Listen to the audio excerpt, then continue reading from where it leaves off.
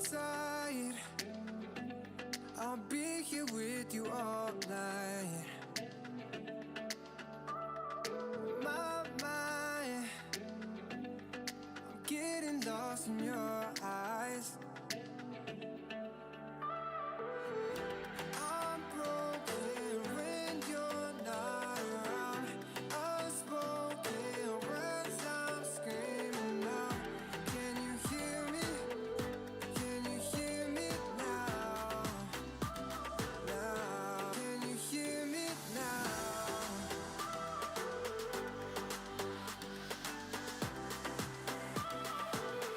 Can you hear me now?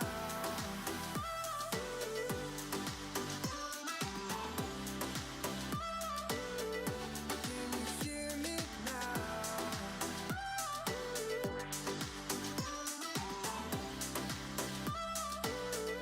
Can you hear me now?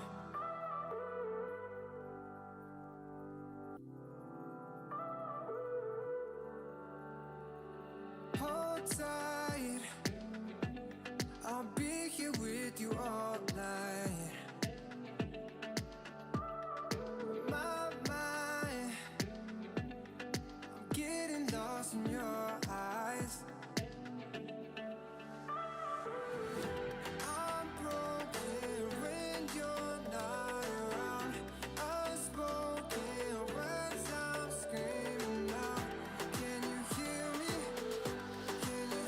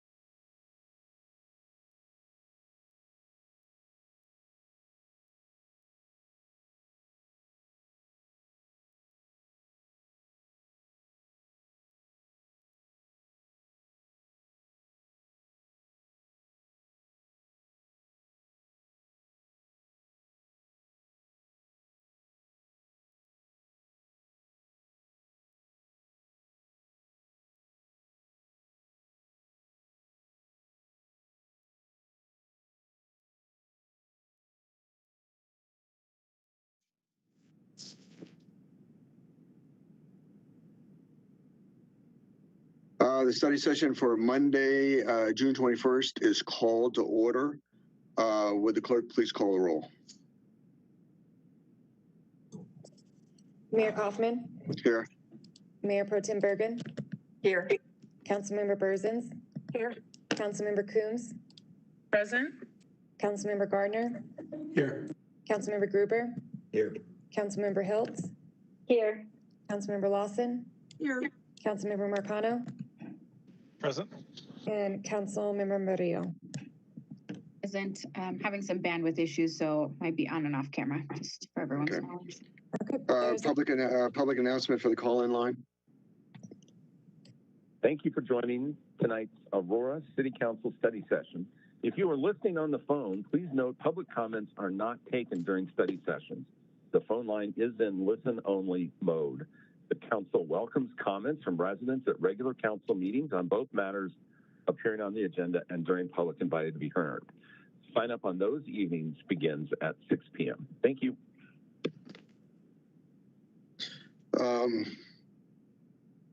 A mayor's update.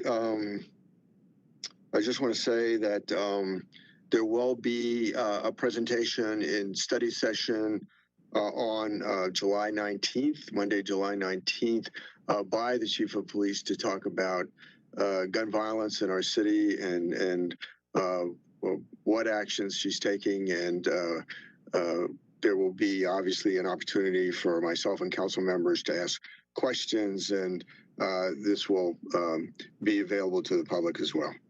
Are there any issue updates? Mayor, I have a question. Berzins? Councilmember Berzins. Thank you. Do we have any instructions for Wednesday at 5 o'clock? What are we supposed to do? What are our instructions? Are you referring to the vote on the vacancy, or I'm sorry, Wednesday Well, at 5 o'clock? The questions? The questions? Councilmember Berzins and Mayor, if I may, this is Yes, Katie. please. Mhm.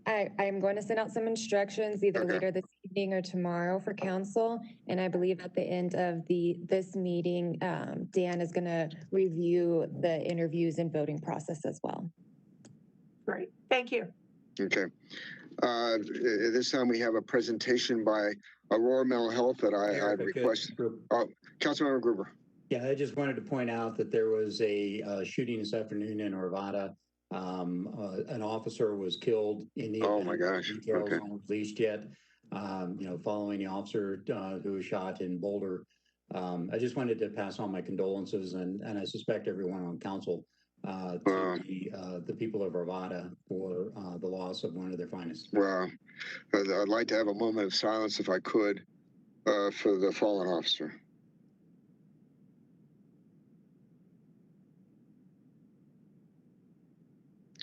Thank you, Councilmember Gruber. I was unaware of that. I asked the Aurora Mental Health to give a presentation at Aurora Mental Health Center because they're doing a lot of issues involving homelessness.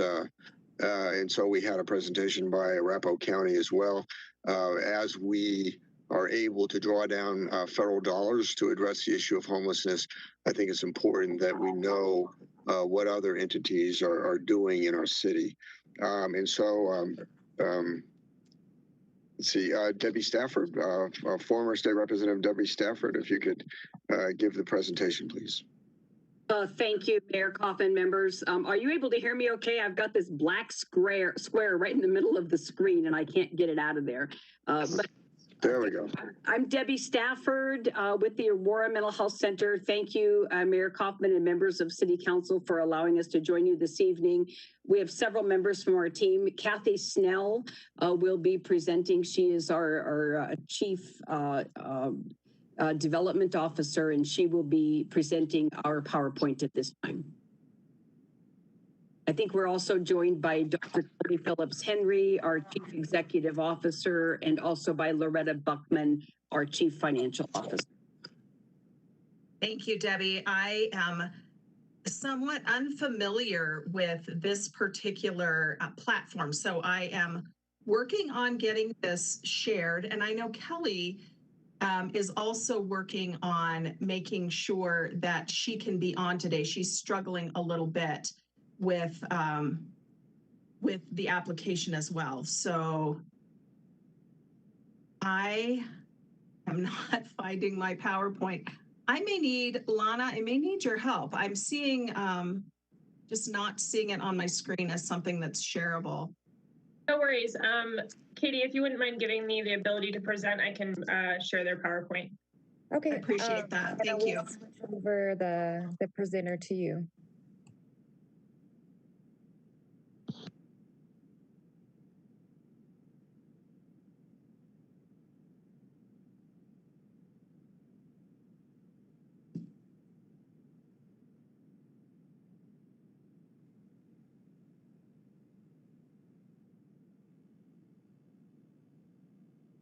Thank you, Lana. Appreciate it. Well, first, we just wanted to give you an overview of what we'll be discussing today. And we are starting to talk just with some general information about Aurora Mental Health Center, our service continuum, and really how we serve as a safety net provider in our community. We want to talk a little bit very briefly about the pandemic impacts and the state of behavioral health based on those impacts. We want to really focus today on the alignment between homelessness, behavioral health, and housing, which we think is a place where we have some solutions that we would like to provide, and we would really like to discuss those with you today. Kathy, I figured it out. Yay, Kelly, you're here. I am, and I do apologize, but probably like many of you, I had to ask for my IT support here at the house, which of course was my wonderful husband. So I apologize. This is my first time using WebEx. So thanks, Kathy. So if we go ahead, Kathy, and advance the slide again, we appreciate your time, and we know that you know us, and we want you all to hear that we are the committed community mental health center in the city of Aurora. We are your only community mental health center. There are 17 statewide. As most of you know, we've been around a long time. We've been here since 1975, and we hold a unique statutory authority that only licensed community mental health centers do, which requires us to serve all key continuum of services, whether you make money or not. And that's a big difference between what we do in this community versus other private providers that will go in and pick and choose in terms of what types of services. We serve a complete safety net, which means we have to offer a wide range of services that meet the needs for that safety net. Next slide. As you might know, we have more than one location. We thought this might be the easiest way just to refresh your memory of where we are across our community. And these are locations that are truly bricks and mortar at this point. It goes without saying over the last 15 to 16 months that the place we are most right now is just what we are all doing, which is through telehealth. We served more folks last year in telehealth than we served even folks coming in our door the year before, and that will speak to some of the demand that we address a little bit later on. In addition to having buildings that we serve our aging community, our young children, our adolescents and youth, as well as our adult population, we're also very embedded in the community, and those are the bullets that you see to the right of the map. We're very proud of our partnership in both school districts. We're proud of the work we do in criminal justice. We're proud of our partnership with the Department of Human Services, as well as some of the other specialty ages that we serve through many of our partnerships. Next slide, Kathy. So I think one of the most helpful things to look at is some feedback that was provided to the Office of Behavioral Health at the state of Colorado level when they contracted with Health Management Associates, HMA, to look at what are the gaps and what is going well in the state of behavioral health across Colorado. The way HMA organized their findings are in those 5 key gray areas in terms of what needs are being met or where there are gaps. It's a very large state report. On one of my slides coming up, you'll see the link that we've provided you all if you're interested in reading the full report. But what we thought would be helpful is for you to see where we as a mental health center are addressing through our services those 5 key domains. And so from our outreach in the community, the education we provide, the consultation we provide, to some of what we would consider early identification and intervention services, sometimes with our younger audiences, and that obviously is key so that we have children and youth that are getting addressed right when those issues are happening. It doesn't carry into their adulthood. To our key community-based treatment services, and you can see the myriad of services that we offer, and many of those being required services we must offer as a community mental health center. A big one of those, as it relates to the community we serve, is Asian Pacific Development Center is a part of Aurora Mental Health Center. They're one of our subsidiaries. And so we serve a very diverse community, as we're proud as folks from Aurora to say that this is a key piece of what we do in our community. But a lot of specialty services, our clinicians speak over 40 languages. We also have critical 24/7 services, walk-in services so that people don't need to wait. We also have a crisis response team that partners with our police department and getting ready to start a second pilot that includes with Falk Ambulance in the city. We have our 24/7 stabilization units for both detoxification from substance use as well as crisis. And then finally, we have 3 residential treatment facilities, 1 specific to veterans. And then finally, we do a lot with folks in relapse and recovery. And so those are many of our community engagement pieces there. And so we work hard to make sure that our services align with the key areas provided by that report. Next slide. If it wants to move. There we go. And so one of our biggest priorities is to make sure we meet the safety net population. As I mentioned before, we have many critical partners in the community that serve behavioral health needs. And when I say behavioral health, that includes mental health and addictions treatment. But our focus primarily is that safety net community. And so you can see that the safety net services we provide reach every aspect of critical care, many times to the folks most severely affected by mental illness and addiction. That obviously comes with a federal poverty level in which that we target serving. We are one of the largest Medicaid providers in the city of Aurora and in the county of Arapahoe. And we want to make sure that we meet those needs. And when what we have seen both in national research, state research, as well as in our catchment area, is that safety net communities really do have a higher incidence of both a mental health disorder and or a co-occurring addictions disorder.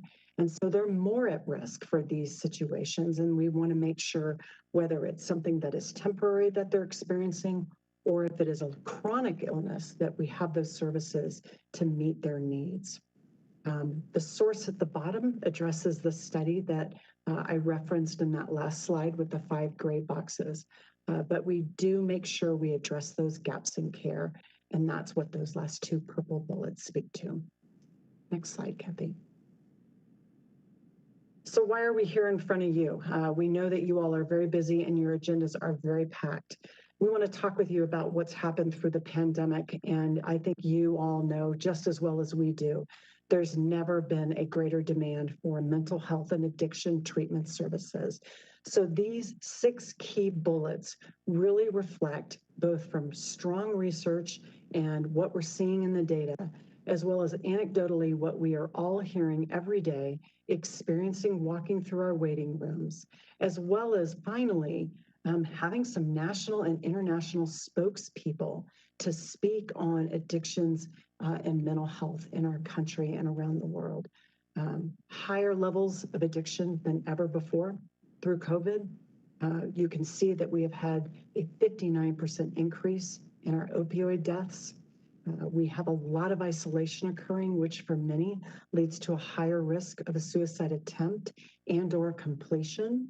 And what we see is as some of that stigma is lifting about getting help, which we love, the demand is absolutely something we've never experienced before, and to what healthcare policy and finance is calling the mental health tsunami.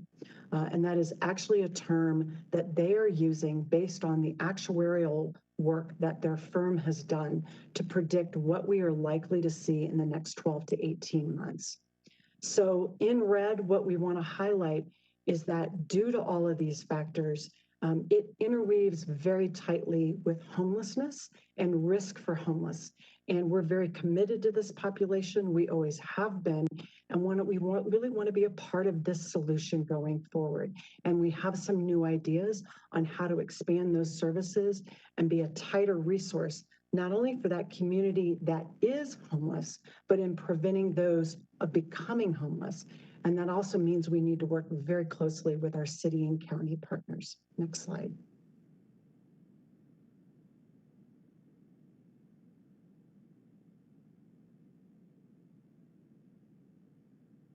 There's a weird delay on the slides.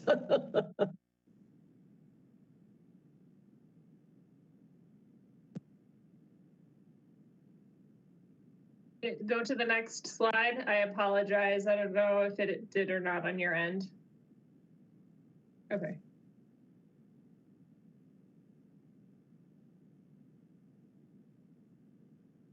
We have the slide, but I think Kathy, we're not hearing you. So I'm not real clear. I apologize. I'm speaking and clearly I was on mute. Sorry about that. Thank you so much for your help, Lana. We are on the right side. Homelessness, what we know about the population of individuals experiencing homelessness is that 45%, almost half, have a mental illness. And sometimes when you see statistics on this population, it's even higher than that.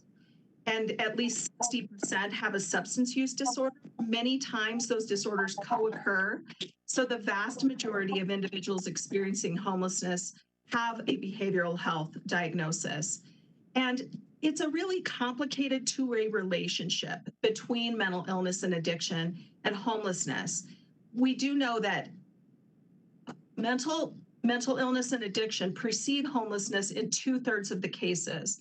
So that is a clear indicator and risk factor for homelessness.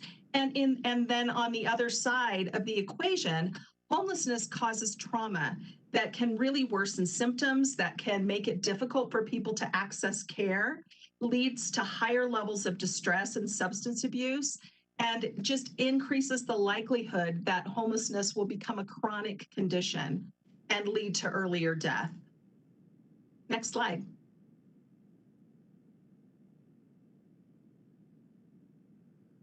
So at Aurora Mental Health, we have our program called Pathways to Home, or PATH for short, and it is a service that addresses homelessness using the Housing First model. We meet clients where they are and provide immediate supports and immediate treatments. And really the unique thing about our piece of the homeless puzzle in the city of Aurora is that we're targeting those individuals with behavioral health conditions and we're providing specialized care. So we join you in the belief that it really takes a collaborative effort to address this very difficult and complex issue in our community. And our piece really is that behavioral health piece. Our services fall into 3 general categories. One is street outreach, where we have our staff out on the streets, contacting folks where they are and providing immediate services. When someone is addressed through street outreach, they are always invited to our drop-in care. We offer drop-in care daily, and anyone can come into our building at 1544 Elmira. We have therapists there, we have case managers, we have basic needs that we can help individuals meet. And we also provide that care at the Day Resource Center with staff there as well. And then finally, we do partner with Aurora Warms the Night and the Salvation Army to provide mobile outreach, to go out in a van and address people where they are in the community. This service includes additionally psychiatry in our drop-in care site. Next slide. So unfortunately, funding for services for those experiencing homelessness is a complicated picture. As you can see from this slide, there are 8 different funding sources that we braid together to make these services possible.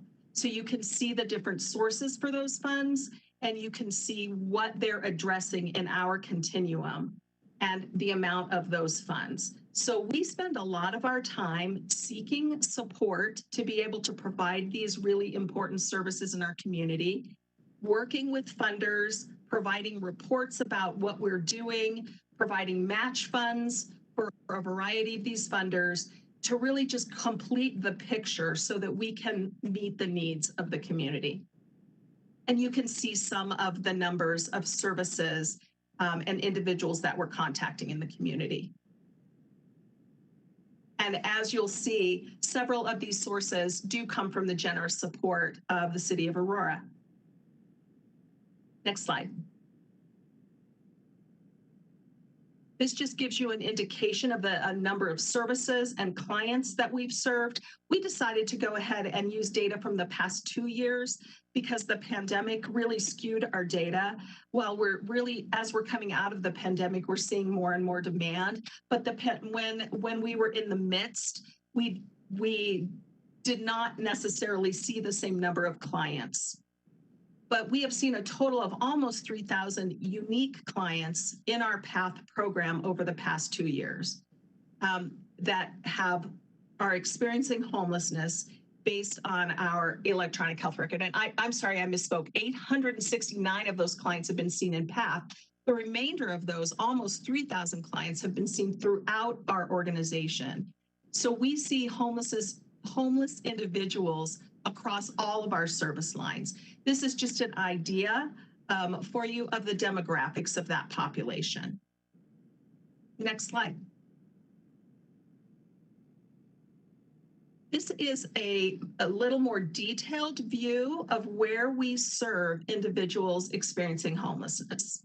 So where do these services really intersect and how do they come together across the service continuum that Kelly showed you a bit earlier?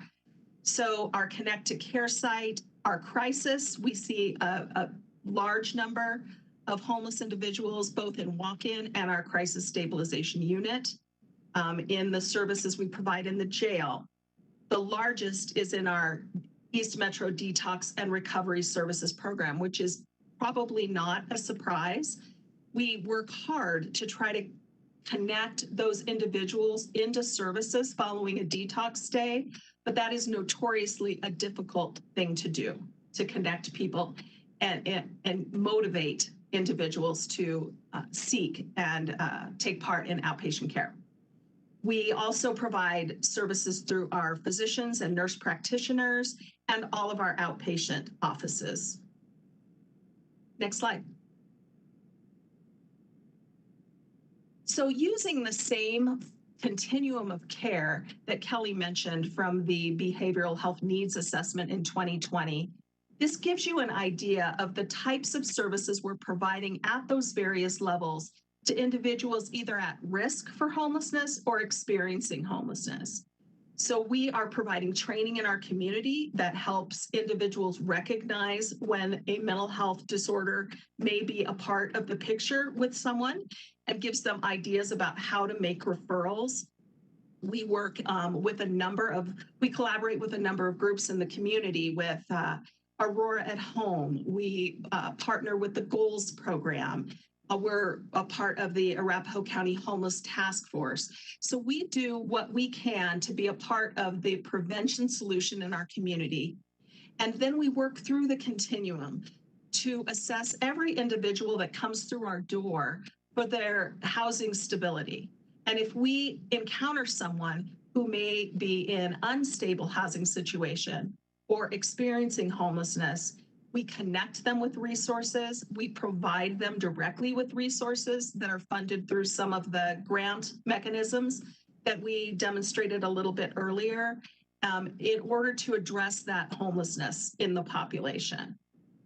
We provide those services certainly, as I mentioned, in our 24-hour facilities, and then with peer recovery, trying to connect people with those who've had lived experience, either with homelessness and with substance abuse and mental health disorders. Next slide. So finally, the problem that we want to provide a solution for today is that our crisis services, while they're well utilized by the homeless population, they are on the Anschutz campus at 2206 Victor Street, and there are several challenges with that location. The first is that it's relatively difficult to find. Our first responders know where we are, but the general public has a bit of a hard time finding it. There's not great signage, and that is based on just standards with the redevelopment authority. We're unable to really remodel that for the effective use that we need it for. It is an old barracks that is very, very solidly built, shall we say. And generally, we are unwelcome, in quotes, on the Anschutz campus. And I think that that is to say that the way the campus has developed, they're treating the population that we treat is not necessarily seen as a good fit for the campus itself. We also know that first responders have to choose where to access services. They might come to our crisis services on the Anschutz campus. They might come to our Connect to Care site on Chambers Road, or they might come to our detox facility on South Potomac. And we think that that's a challenge that we can overcome so that first responders don't need to spend their time trying to decide where to go, but that we can help with that. We know that there's challenges with detox capacity. Certainly there were significant challenges pre-pandemic, and we're seeing those numbers come back up. And there is not sufficient access to opioid interventions in our community. And generally, as hard as we try to make sure that our services are easy to access, that they're provided in a variety of community locations, we still get reports that it is difficult to access services overall. And so we want to address that issue as well. Next slide. Loretta.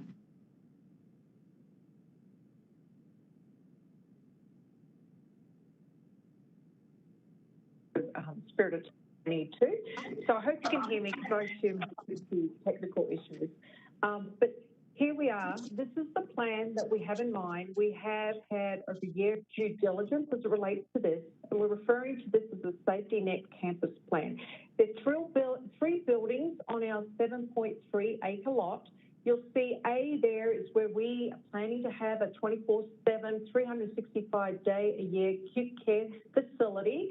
On B, we're planning to partner with Stride, who's providing primary care services as well as oral care, etc. That's in line with the mission in terms of serving the underserved relative also to the safety net population. And along with that, you'll see the building to the right. We named it C building. We are looking at the potential for affordable housing, transitional housing, and the like. And having done some estimations, we're expecting that to be about 18 to 25 million relative to a 100-unit multifamily unit building. So moving along to the next slide. Okay, so the solution around this, Kathy's already described this and summarized. Just quick summary: highly accessible location, backs up to I-225, centrally located and close to part of the healthcare corridor. Of course, it's a one-stop for first responders, which is important for us. Access to residents for acute care facilities, etc., and ongoing care. We have an opportunity to partner with a primary care provider, which I mentioned earlier, Stride, and it's an opportunity for us to partner, collaborate with initiatives around affordable housing, transitional housing, and of course that would enhance our ability to implement past client program outcomes, if you will. Of course, the services primarily around critical care for population that's experiencing homelessness, as will be mentioned in the following slides. Moving forward, next slide. Thank you.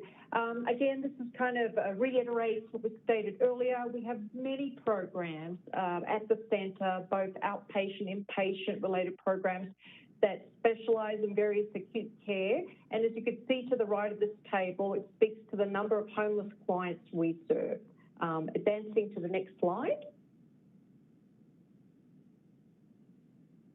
Okay, so where we are in terms of progress to our implementation of the Safety Net Campus Plan, we have interviewed many land developers. We're in the process of due diligence. We've narrowed it down to 3 land developers, and clearly we're looking at opportunity costs as it relates to maximising the use of the land, as well as initiatives as it aligns with our needs. So here we are. You'll see the green circle there. We're there in terms of due diligence and looking at financing opportunities at this point in time. If we can advance to the next slide. And I'll let Kelly take over this piece. Great. And so we are wrapping up. We want to allow Q&A, but it would be remiss if we didn't point out that we are trying to work within your own housing strategy policy. We've circled the areas we believe we are relevant there and want to help you all make a difference. As we looked at this property, let me just share with you, there was a lot of due diligence done to make sure we were getting a property in the right area to address these problems that our community is facing many times with safety net and the homeless. Separate studies done by Stride, our own internal heat mapping, as well as a heat mapping done by Cushman and Wakefield, and they are our commercial real estate representatives, all pinpoint the Mississippi area as the right area to be in for these types of services. And so that's largely our vision, is to bring the care to the right part of the community. Next slide. And so our sweet spot is really that right poverty level aligned with what we're looking at with you all, the population we serve through our safety net services, and now the creation of a safety net campus to really hit some of the same targets that you all are looking at and studying, potentially using some of that ARPA funding. Next slide. So really what we want to be is a part of the conversation with you all going forward. We're looking at obviously braiding funding, which is what community mental health centers do best. You can see some of the different places that we've been reaching out and will be reaching out to consider how we find the right solution to fund this campus in the community. As you can see, there's a couple of different projects we'll be working on as we go forward. Yes, we'll be meeting with the Aurora Housing Authority. We also sit on the board of Aurora at Home. But right now, our focus is on this safety net campus and getting it right for our community. Best practice across the state is relocating all of these services for a one-stop shop for emergency personnel and for the community. And that's what we're working towards. And we'll pause and take questions. Questions? Yes, Mayor. Councilmember Mayor Pro Tem Bergen. Thank you, and thank you for the presentation. I think it's really important that we understand all the resources that you provide, and especially your partnership with the city. I have a couple questions. When you were doing like revenue sources, and I think you were pertaining just to PATH. Maybe that's why I was looking at the annual report, which is different because I think that encompasses all your programs. But do you get money from the county on the Pathways to Home? We have had some small grants for very specific targeted things from the county, but not generally. Okay, so neither from Adams nor Arapahoe? Not directed to the Pathways to Home program, no. Okay, and I'm really interested in the detox program, and I think I misunderstood it. I think I sent some questions into Lena earlier last week. And so it is a 72-hour kind of hold, right? When they get referred over, it's not. No, it is not. It is essentially a detox process program. So some clients may be already partially through the detoxification process when they arrive. So they would be there for a shorter period of time.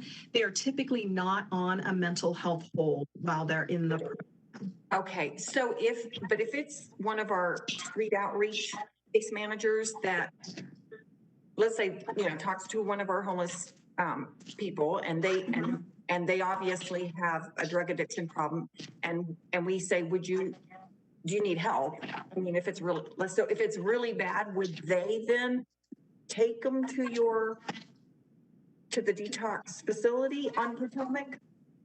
They might be part of getting them admitted to detox. They could reach out to our detox facility. We do provide transportation.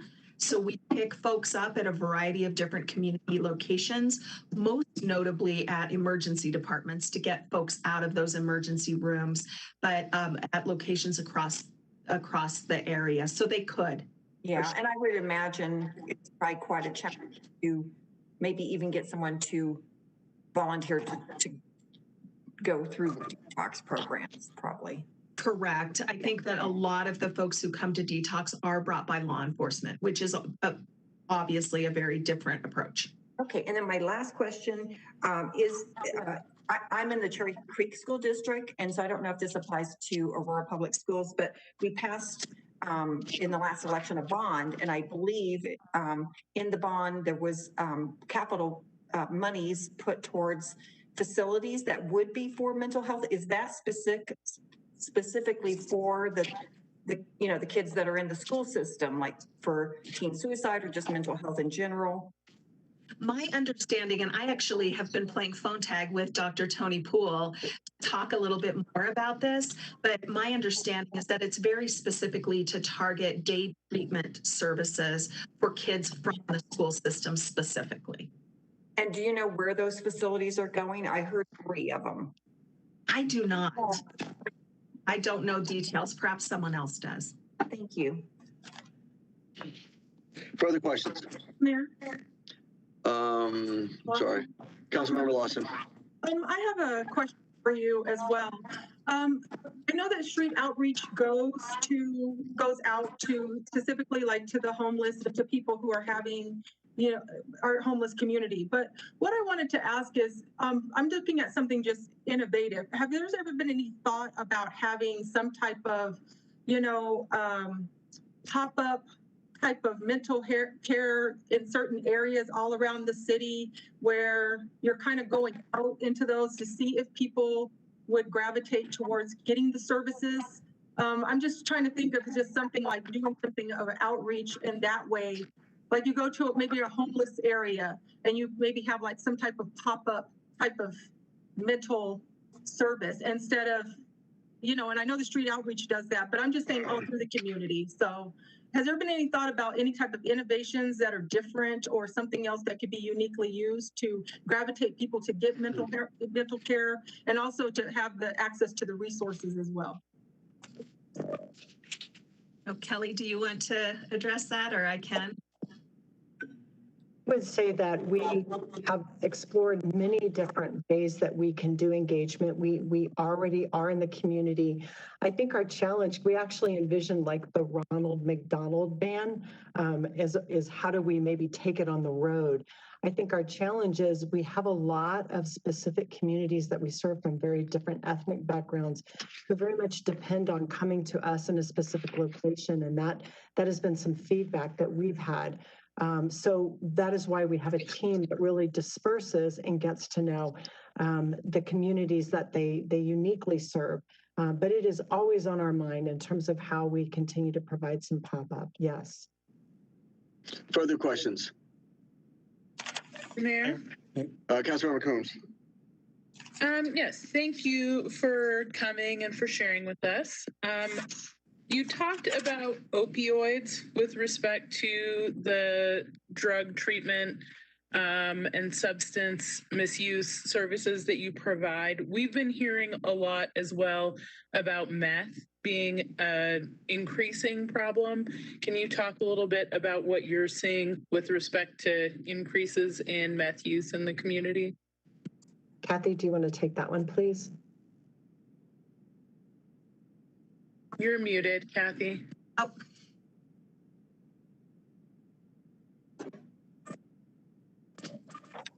There we go. It keeps muting me when I could unmute. Sorry about that.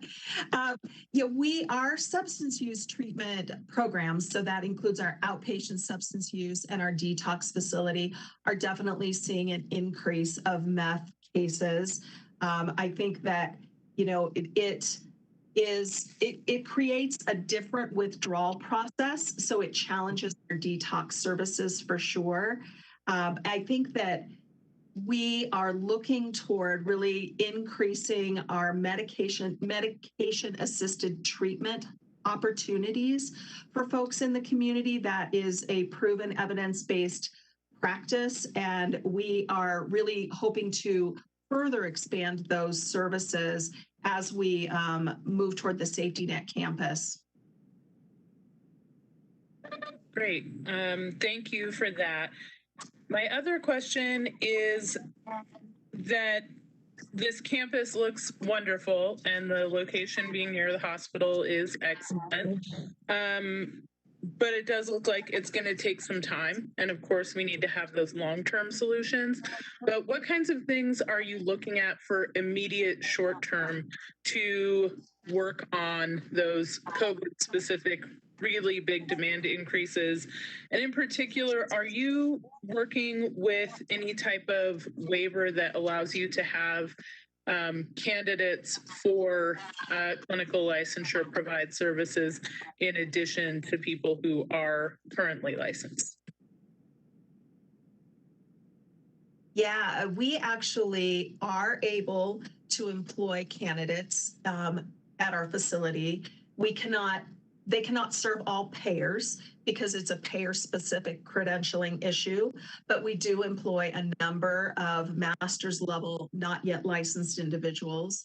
We also have a fairly large, and we want it to grow much larger, student training program that allows us to bring interns in, provide them with high quality, effective supervision, and then they in turn can expand our workforce. I think one of the most challenging issues that we're dealing with right now is the workforce issue. There are certainly post-pandemic pieces of that, but just generally the behavioral health workforce, there's a massive shortage nationwide. And that is our staff, because of the advent of telehealth, and have many opportunities that they didn't have with competitors. And so it is just a huge challenge for us right now. We have more open positions, unfortunately, than we've ever had. And we are competing against a lot of entities to hire, high quality staff. So it's a struggle. I will just jump in and add, though, we are finally back to full capacity modeling post-COVID. So all of our crisis stabilization unit beds are back open at 16. What we did during the pandemic is we expanded the number of detoxification beds that we are currently utilizing at Potomac. So during the worst of the virus, we actually were down to 16 beds. Then we went back up to 33 beds. We have planned expansion capacity up to 45. So that will be an immediate piece aligned with Kathy, which is some workforce that we're trying to hire so that we can expand back up to 45. But those could be pretty immediate. Sorry, Mayor, I just have one more. Oh, please proceed. And then you mentioned that there weren't ongoing county funds being dedicated to specifically the Pathways to Home program, but are there county funds from Arapahoe and or Adams being dedicated regularly to other programs?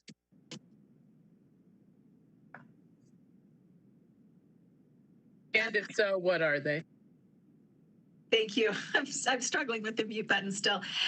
Yes, we do have funds from Arapahoe County that support our the detox program and also support our Connect to Care program, which is always open for walk-ins. Programs like that are just challenging to fund because they aren't paid by fees for services, because you just never know how many people you're going to treat. So the Arapahoe County funds are supporting those programs.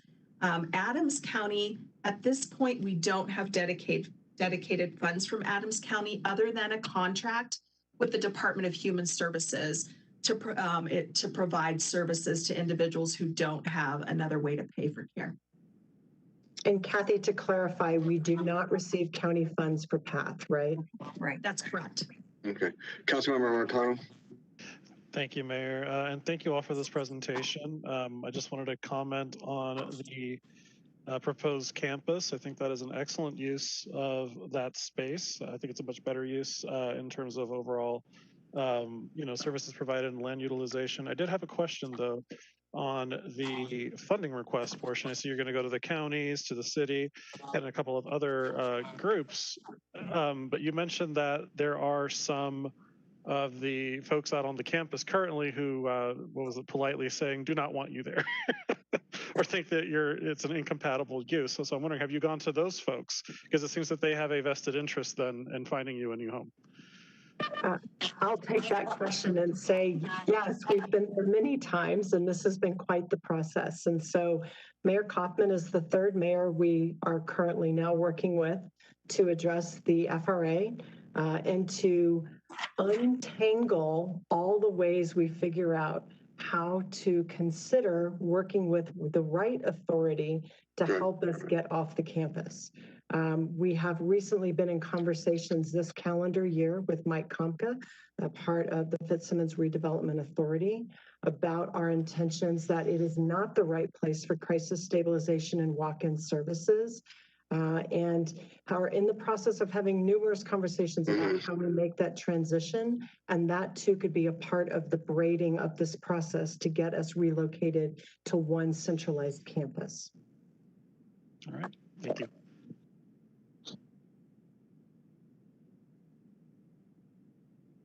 Mayor, you're muted.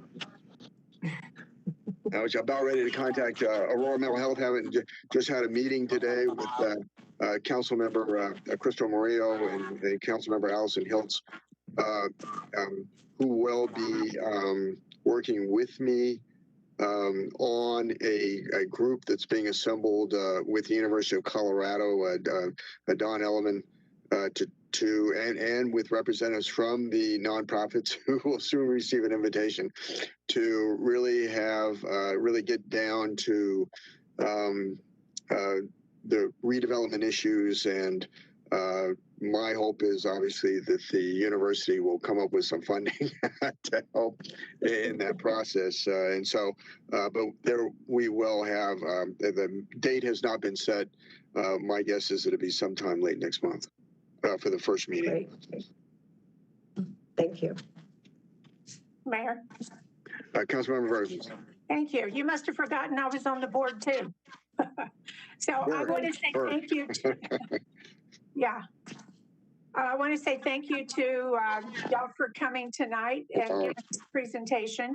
It's been my honor to serve on the Mental Health Board since 2009, which doesn't mean I always agree with everything that's been done all those years, but you are a fantastic group, and you have such outstretched arms, so many different programs to offer people. I'm really excited about this campus, and I think it will be fantastic once it gets up and gets going. We have to have a detox center. I think it's great for public safety, and to have Strad there and the other hospitals right there, I think it's wonderful. And I know there'll probably be a lot of bugs to be worked out, but I think it's great, and you have my support for that. Thank you very much.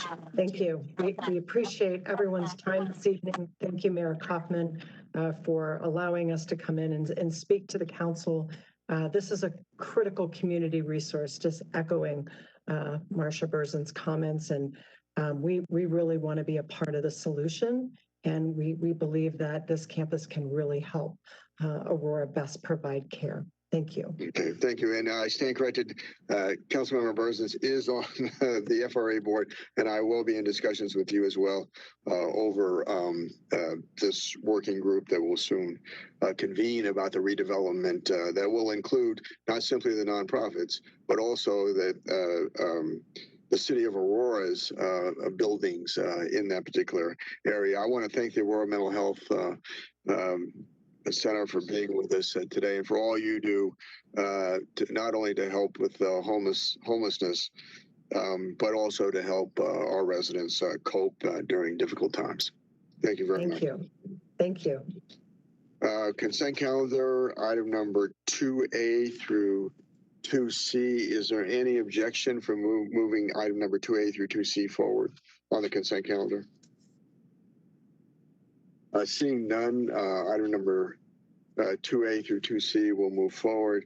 Items from Policy Committee, 3A, CU Anschutz and APD Intergovernmental Agreement. Vanessa Wilson, Chief of Police.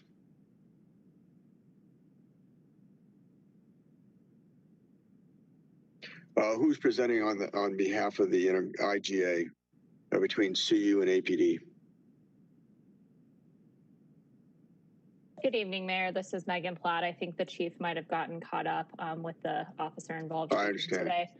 I can briefly cover this unless there's somebody else on the line that can cover. Hi, I'm Dan Mark. I'm the Deputy Chief of Police for the University Police Department. But Megan, go ahead. I'm just here to answer any questions that might come up.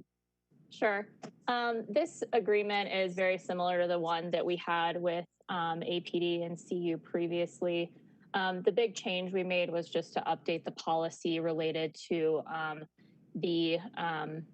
for APD and CU joining the shoot teams with Adams and Arapahoe County, and we needed to include that language in the agreement.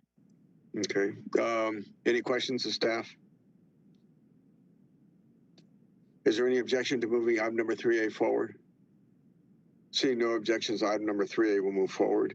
Item number 3B, City of Aurora Investment Policy. Teresa Sedmak, City Treasurer. Good evening. I hope you can hear me. I've had some audio issues today. Can you hear me okay?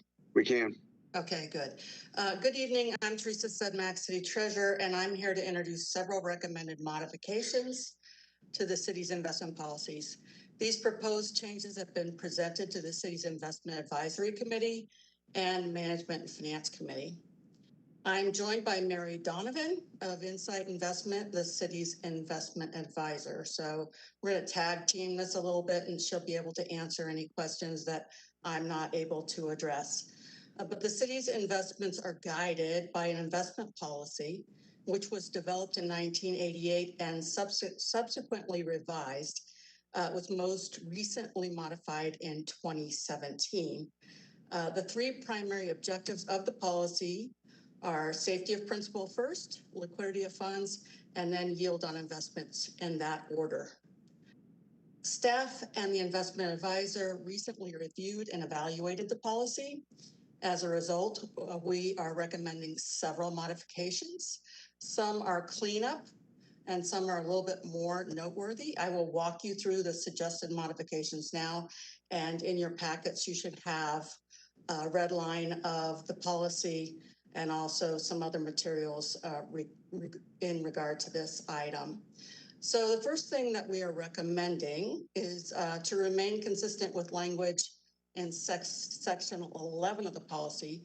We recommend that the section 7, standards of care, be modified to relieve the finance director or others operating under the policy be relieved of personal responsibility for an individual securities risk, provided that any deviations from expectations are promptly reported to the M&F committee with an overview of actions to be taken in that regard. So that's to be consistent with other sections of the policy. Second, in order to be consistent with state statute, we are recommending that language be added to section 11, which is suitable and authorized investments, such that credit ratings shall apply first to the security being purchased, and second, if the security is unrated, to the issuer, provided that the security is not subordinated to other debt of the issuer. And that is just because some securities are not rated, but the issuer that is issuing those securities is rated. So if the security is not rated, we'll look to the ratings of the issuer. Third, in regard to corporate bonds, and this is, I think, the most significant change we're requesting, is we propose modifications to the policy allowing for investment in securities, both domestic and foreign, rated at least A minus or the equivalent, versus double A minus in the current policy. So we're requesting that those credit ratings be modified to A minus instead of double A minus. And this is because there is a limited universe of securities in the double A category, and they're very much sought after. So in order to diversify first our portfolio and also to increase yield on those securities, that we be allowed a little bit larger credit parameters on those securities. And as a countermeasure or exchange for this reduction in credit ratings, we would request that the maturity window for these securities be limited to 3 years versus 5 in the current policy. So we're asking to go down a little bit in credit and shorter in maturity to accommodate that. We also recommend that Canadian and Australian exposure be limited to 10% each for a maximum of 20% overall. And we'd still be within the 50% limitation on all corporate securities. So that is that. Fourth, we recommend addition to section 14 to include a performance benchmark. It is not specific. It is a statement that we will have a performance benchmark with which we will measure our performance on the portfolio. We've left it a little bit vague because as we modify our duration and makeup of our portfolio, there may be a different benchmark that is more appropriate to our portfolio. But we have added a benchmark so that we have a comparison for our performance. And finally, and this is a cleanup, we recommend a change to section 15, that the title manager, debt, treasury, investments be changed to city treasurer, which is my current title. So altogether, we believe that these modifications will not only clean up the current policy, but also allow the city to achieve greater returns without a significant increase in its risk profile. So I'm happy to entertain any questions. We are asking that this item be forwarded to the regular city council meeting for approval. So questions? Thank you. Questions? I'm sorry. Questions to staff? Mayor? Councilmember Gardner. I do not have any questions. I just wanted to make a quick comment and recognize Terry and Teresa and Mary and their team for putting this together. I think this was presented at MNF, I believe, last month or the month before. I think they did a really excellent job updating our policy and kind of bringing us in line with current standards. And so I'm definitely in support of moving this forward. Further questions? Seeing none, is there any objection to moving item number 3B forward? Seeing none, item 3B will move forward. Item number 3C, IGA between Aurora and Arapahoe County for construction cost sharing for the High Plains Trail and Bridge. Tracy Young, PD&C Manager in PROS. Good evening. This is Tracy Young, Plan and Design and Construction Manager in PROS. This IGA is regarding a joint project between Arapahoe County and Aurora and other agencies for the completion of the High Plains Trail across Parker Road and connecting to the Cherry Creek Greenway. The IGA outlines financial contributions and maintenance responsibilities for the various agencies. And I do have staff person Kurt Bish. He's our principal planner for PROS. He's here to, he can provide additional information and answer questions if you like.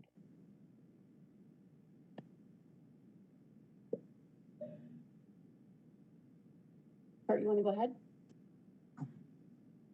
Yes, can you hear me? Yes. Yes. Please proceed. Very good, thank you. Yes. As Tracy had mentioned, the purpose of this IGA is to formalize the contribution of $500,000 from Aurora to go toward the total cost of $7.5 million to construct a segment of the regional trail that is roughly 1 mile in length and includes a bridge over Parker Road. Next slide. Upon completion, this project will fit best through the proposed Kings. I'm afraid you're coming in a little bit broken. Okay. Yeah, that's better. Okay. Upon completion, this project will extend the High Plains Trail from its current terminus west through the proposed Kings Point and Kings Point South developments. Can you hear me still? Kurt, I can go through the slides if you're not coming through very clearly. So this slide shows the in the pink, the regional trail link that this project entails. So the kind of bluish green line is where the existing High Plains Trail is located, and will be this project will take the trail from eventually through Kings Point and then across Parker Road and then it'll at 17 Mile House, and then it'll connect to the Cherry Creek Greenway. Could you go to the next slide, please? So the intergovernmental cooperation includes City of Aurora, Arapahoe County, Parker, Douglas County, and the E470 Public Highway Authority. And we've been working on this since 2005. Next slide, please. So the basic purpose of the IGA, as we said, is to cost share in the construction of the trail. Our share is $500,000. It's about $7.5 million total construction cost, and to also outline the parameters for the under which the trail will be constructed. The county is actually going to provide the construction administration, and then to generally define the future maintenance roles. Next slide. So our question is if council approves this moving forward to full council at regular meeting, and if you have any questions. Questions of staff? Mayor? Mayor Pro Tem. Not a question, just a comment. I know that the residents, at least in my ward and probably Ward 2, are very excited for finally getting the completion of that trail done. So good work. Thank you. Further questions or comments? Mayor. Councilmember Marcano. Thank you, sir. Yeah, I just wanted to state that I'm very excited about this project as well. I think it's going to be a great amenity for our residents, and that in the backup, it says that the committee forwarded without recommendation, and that is not true. I believe we were unanimously forwarded this one. So just wanted to throw that out there. Thank you. Thank you. Further questions or comments? Seeing none, is there any objection to moving item number 3C forward? Seeing no objection, item number 3C will move forward. Item number 3D, an ordinance of the City Council of the City of Aurora, Colorado, adding Article 12 of the City Code pertaining to vehicular public nuisances. Mayor Pro Tem Bergen. Thank you, Mayor.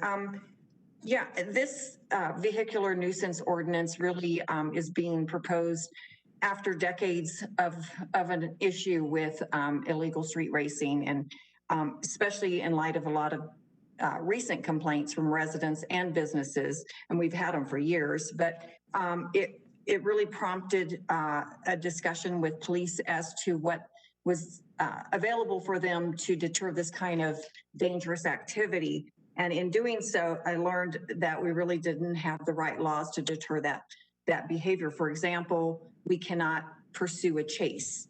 And these high-speed, chases or street racing can go sometimes in excess of 100, 120 miles per hour.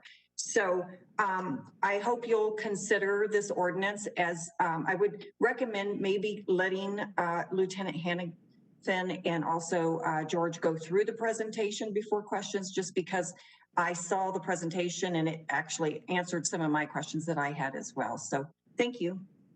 Lieutenant Hannigan. Yeah, good evening. And I'm sorry, this is my first time doing a presentation in this format, so I don't believe I can share. Last I looked. Oh, that's fine. Mike, you are a presenter, so you should be able to share your screen right now. Okay, let me Just give me one moment here. See a share button? Yeah. It is open now.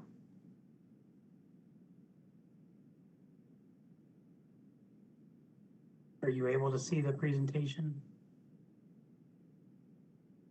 No. Not yet.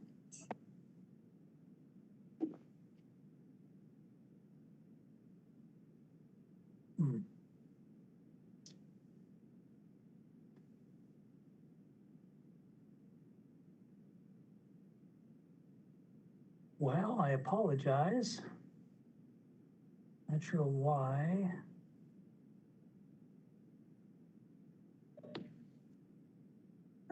Looks like you're sharing, starting to. Here we go. How about that? All right, is everybody able to see that now? Yes. Okay. All right. So good evening, Mr. Mayor, council members. I just want to thank you for the opportunity to discuss the proposed vehicular public nuisance ordinance. I'll get started with the purpose, the why we are asking for your support of this new tool. Street racing and associated activity has risen sharply in our community. This ordinance would provide Aurora Police, and more specifically, the City Attorney's Office, an alternative approach to abate and deter illegal street racing activity. The current and historical approach is to abate through the operator and more recently through the registered owner. Targeting the operator has not been effective to deter the participation, and the new registered owner approach is too new for us to evaluate. This ordinance specifically addresses the means by which the activity persists, which is the vehicle itself. Based on the frequency, numbers of participants, property damage, and propensity to involve weapons, we do believe this constitutes a public health and safety issue that is in our best interest to take local control of potential remedies. We are proposing this approach as a direct response to the many questions posed to council members and APD about what we are doing to address the problem. We cannot do this alone as a police department. A core tenet of community-oriented policing is working together with our elected officials, our courts, and community to develop these types of strategies.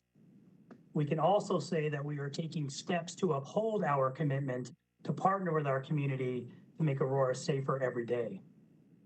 So for these next couple of slides, I'm going to turn the presentation over to Mr. Koumantakis to talk about safeguards and protections.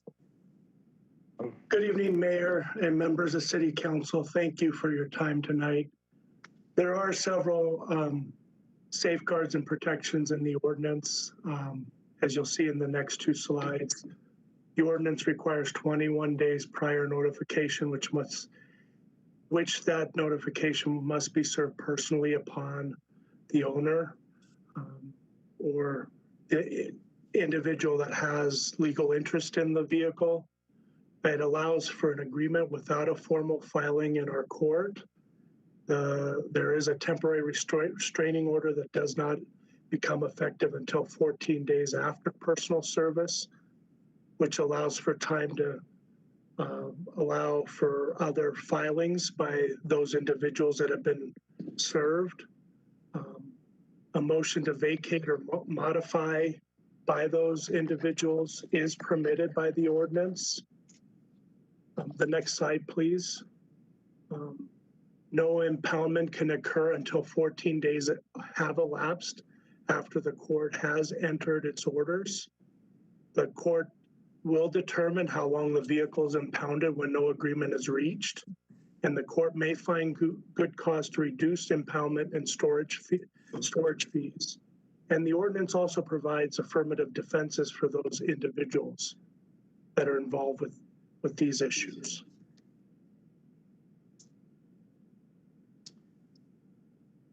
All right, so I want to talk just a little bit briefly here about precedent.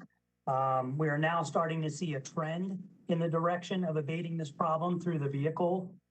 The city and county of Denver has similar legislation. Colorado Springs just recently adopted similar type legislation, and Greenwood Village, as of about a week ago, passed this through their second council meeting on this item. California and Texas are much more aggressive in terms of legislation for street racing, including forfeiture and crushing of vehicles. We are not asking for that level of intrusion with this ordinance.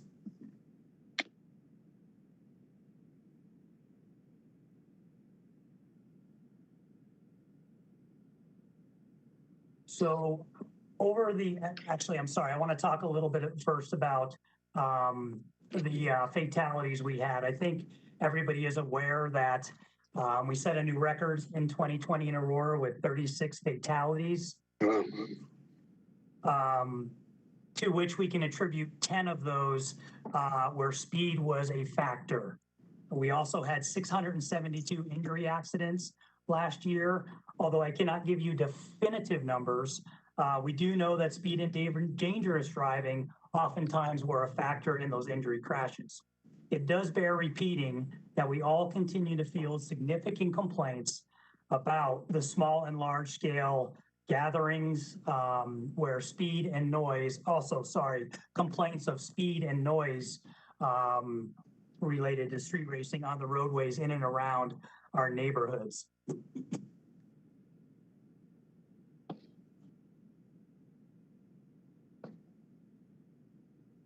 So over the next 10 or so slides, I want to provide you with some insight into local examples and conditions to support our belief that this is a matter for local control due to the health and safety issues. Although I will be focusing on Aurora, this is not dissimilar from other metro area cities. In fact, in Denver, in April of 2020, a street race caused the death of an innocent mother of two who was out delivering food that night, was in the wrong place at the wrong time, and was tragically killed.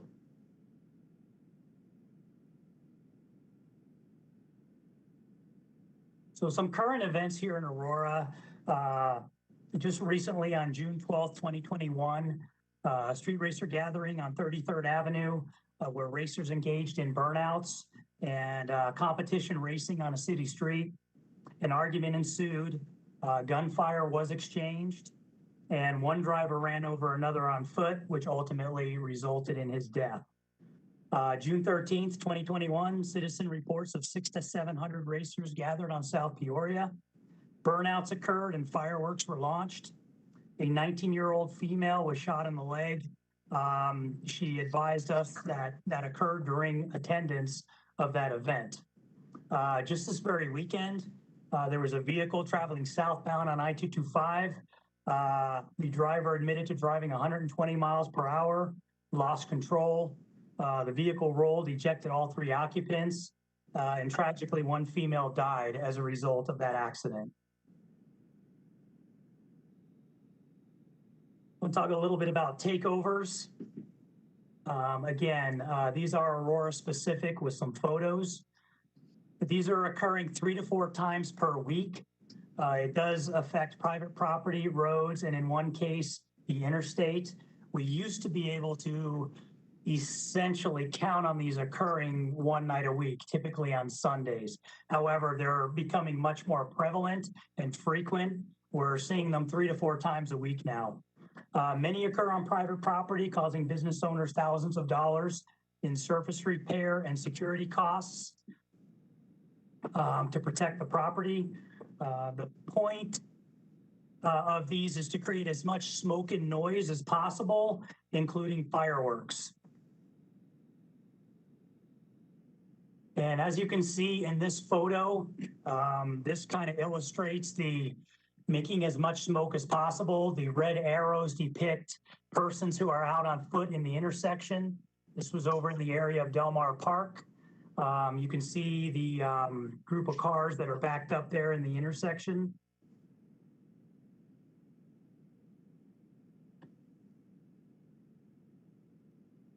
Here you can see the use of powerful fireworks. At the bottom of the picture, you can see a group of people out on foot standing in the intersection. At the top of the picture, people out on foot, and then also, again, a line of cars backed up.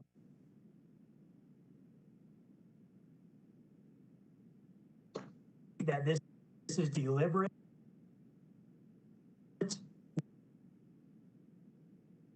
I don't think your slides are not changing. Our sleep arrived. We can't do anything to stop them.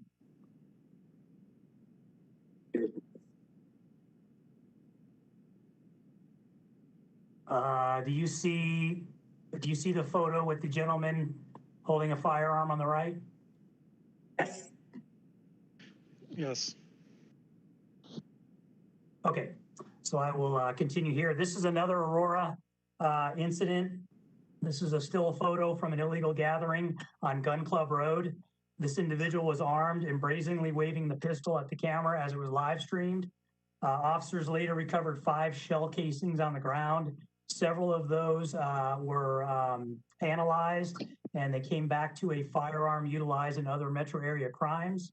We have not identified this individual as of yet, and we do not know if the shell casings came from that firearm or not.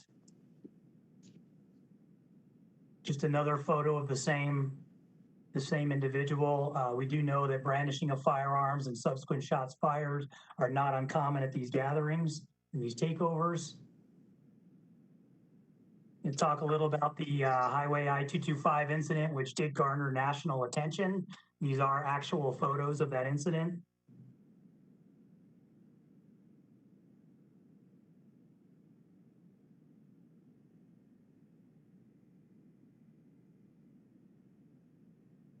This was deliberately planned and orchestrated by one person. That it was in retaliation for having been contacted and cited multiple times by law enforcement in the metro area. So the traditional approach of trying to abate this through the driver was not a deterrent for this particular individual.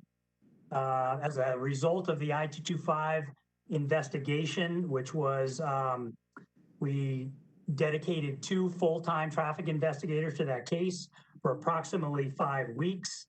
We interviewed over 40 victims that were helplessly caught on 225 from that incident. Those motorists were falsely imprisoned on the highway. Police, fire, and EMS response was jeopardized as the backup went for miles. The victims we spoke to stated they were scared and angry. They witnessed brandishing of firearms and powerful exploding fireworks during this incident. This case was ultimately exceptionally cleared due to the death of the offender before we could file charges. So I just want to share with you now some statistics that the traffic analyst put together in conjunction with our public safety communication supervisors. In 2019, we had 66 citizen reports of reckless driving. Jumped to 2020, where we had 1,588 reports of reckless driving. In the first quarter of 2021, we were at 553. I'll show you on the next slide, I'll show you a little graph of that. But we do think it is fair to also consider the impact to citizens reporting emergencies when police lines can be inundated when we do have significant street racer events like the 225 incident.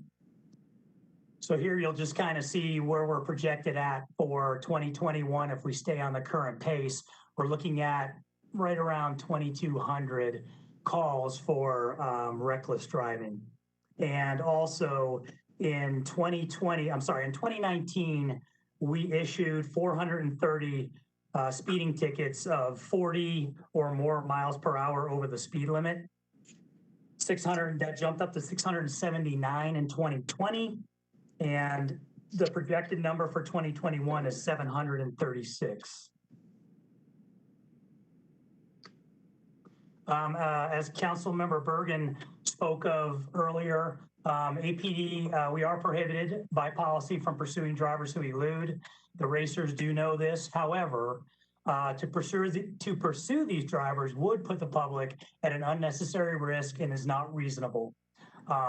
So I just wanted to make sure that we did address that. There is a very good reason why we do not pursue these drivers. It's just too dangerous. In April 2021, during a Metro-wide street racing enforcement operation we did have 2 motorcycles and 1 car that eluded our officers working that event, trying to effect stops for illegal street racing. Lawful alternatives, yes, there is at least one prominent lawful alternative for safe and responsible racing, and also, well, I'll get to that in a minute, but Colorado State Patrol has partnered with Bandimere Speedway to create the Take It to the Track program. However, there's no noticeable impact to illegal street racing. As you can tell by the numbers from a few slides ago, it does not seem to be deterring the activity on the roadways. Myself, Mayor Kaufman,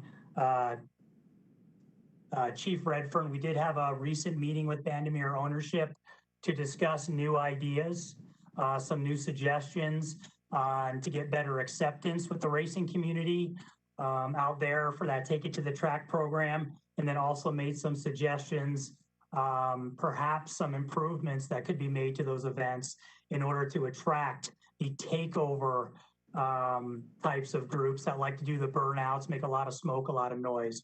So I thought that was a very productive meeting. And we also discussed ways that perhaps we could do some fundraising to better promote those events in the metro area.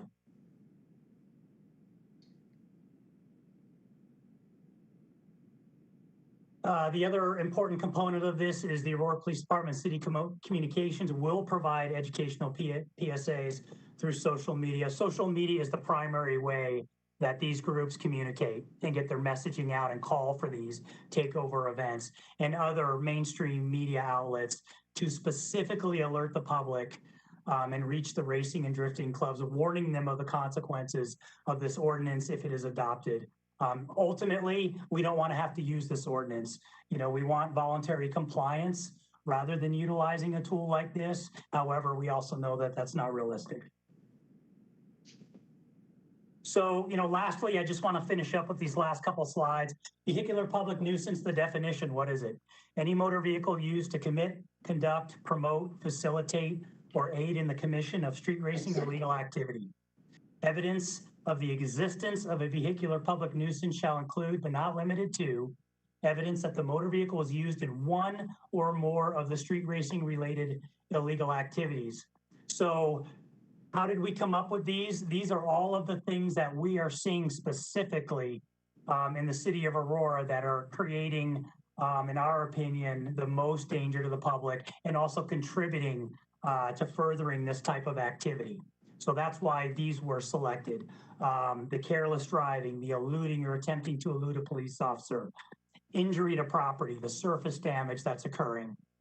Minimum speed regulations, and I just wanted to specify what that is. You may have seen this on the news when the news media has ridden along with law enforcement over the years, and particularly here in Aurora a few years ago. This is a technique where these clubs slow down traffic on the interstate, but don't bring it to a complete stop. They block all lanes so that the racers can get up ahead and have a stretch of roadway where they can race. And there was one particular ride along where the news media was able to effectively capture this in progress. And I believe that is still available if you Google it. That occurred in Denver. Obstructing highways or passageways, this is where they do the shutdowns, the takeovers, the reckless driving, so those really high dangerous speeds, the speed contest and exhibitions, the street racing in general where they race each other, and then the trespassing is prohibited where they are gathering on these private properties, these warehouses, these big open parking lots without authority or permission. So those are the things that we felt really important to include in this ordinance, because these are the things that are directly affecting our community. So that concludes our portion of the presentation. We will go ahead and open it up to questions. Well, let me ask a question, and that is What was it was crushing it. What was the state of Texas did? What was there? So yeah, so forfeiture and crushing vehicles, that's pretty common in California and San Diego, particularly. I'm kind of all about forfeiture and crushing. No, I think this is a great proposal. But let me ask you this. I did read, and I'm certainly supportive of it. I did read a theory about the increase in street racing, and I just want to get your view on it. According to the article I read, that it comported with the pandemic to the extent that as the restrictions went up in the pandemic for stay at home, the roads were kind of clear and people started to engage in street racing at that point. But if that theory were to hold, then there should be a reduction in street racing as there are more cars on the road. Is there any validity to this theory? Well, I think that certainly has something to do with it, as we did see a significant increase during the pandemic, but we also saw an overall rise in dangerous driving conditions throughout the whole city, just by the general public. So I don't know that it's fair to specifically lump that on the street racing groups in general, but I do believe one of the contributing factors is also the reality TV programs dedicated now to this type of activity as well. Wow. Okay. Further questions, comments? Mayor Dave Gruber. Councilmember Gruber. So I guess this question is for Mr. Koumantakis. The meat of the ordinance is in 134-475. And I want to go over the escalation procedure. First off, the ordinance is a restraining order against the vehicle. Is that correct, and not against the person? That is correct. Okay, so then the second thing is that once it's been determined that the vehicle is involved in racing, then the process in the court, again, goes after the vehicle via due process before some amount of time, and the owner can take action during that due process time. But if the court finds that that vehicle is involved in racing, then there can be an impoundment. Or maybe you could explain that as opposed to me trying to interpret. Yeah, there's going back to the safeguards. We'd be reaching out to all the owners and individuals that may have a legal interest in that vehicle. And we would have to personally serve all those individuals. So everyone would have notice. And there's a 21-day requirement in the ordinance. And in that time period, we would try to resolve the issue and give all those individuals the ability, and ourselves, the city, to come to an agreement so that that issue would be abated and give them the opportunity to resolve it with us and keep the problem from happening again. Hopefully that would resolve it and we wouldn't have to file any proceedings with the court. If we're not able to do that, then we would go to the ordinance, the section of the ordinance that you mentioned, Councilmember Gruber, and then we would be filing for the restraining order. And then without an agreement, then the court would be determining that. And we would still have the ability to try to come to an agreement with the parties. And in that time period, if we don't, then the court would have the ability under the ordinance to determine no less than 30 days, but up to a year to what's called in the ordinance close, or to restrain the vehicle from continuing to do that, to abate it, to abate the nuisance so it doesn't continue to happen. So we're all about giving the owner and the parties that have a legal interest in the vehicle the opportunity to stop it. There are examples where parents have given their children the vehicle to let them use it, and we know that parents don't always know that their children are doing that.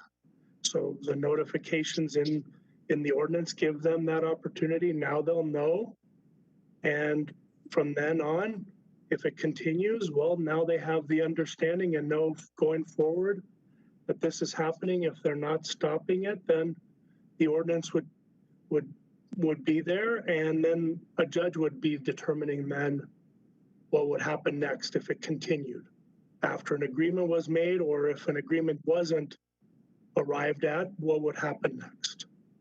Okay, if I could follow on, then Please. I support the ordinance. I support trying to stop the car races in Aurora, but I wanted to ask some more of the technical issues involved on how this will work.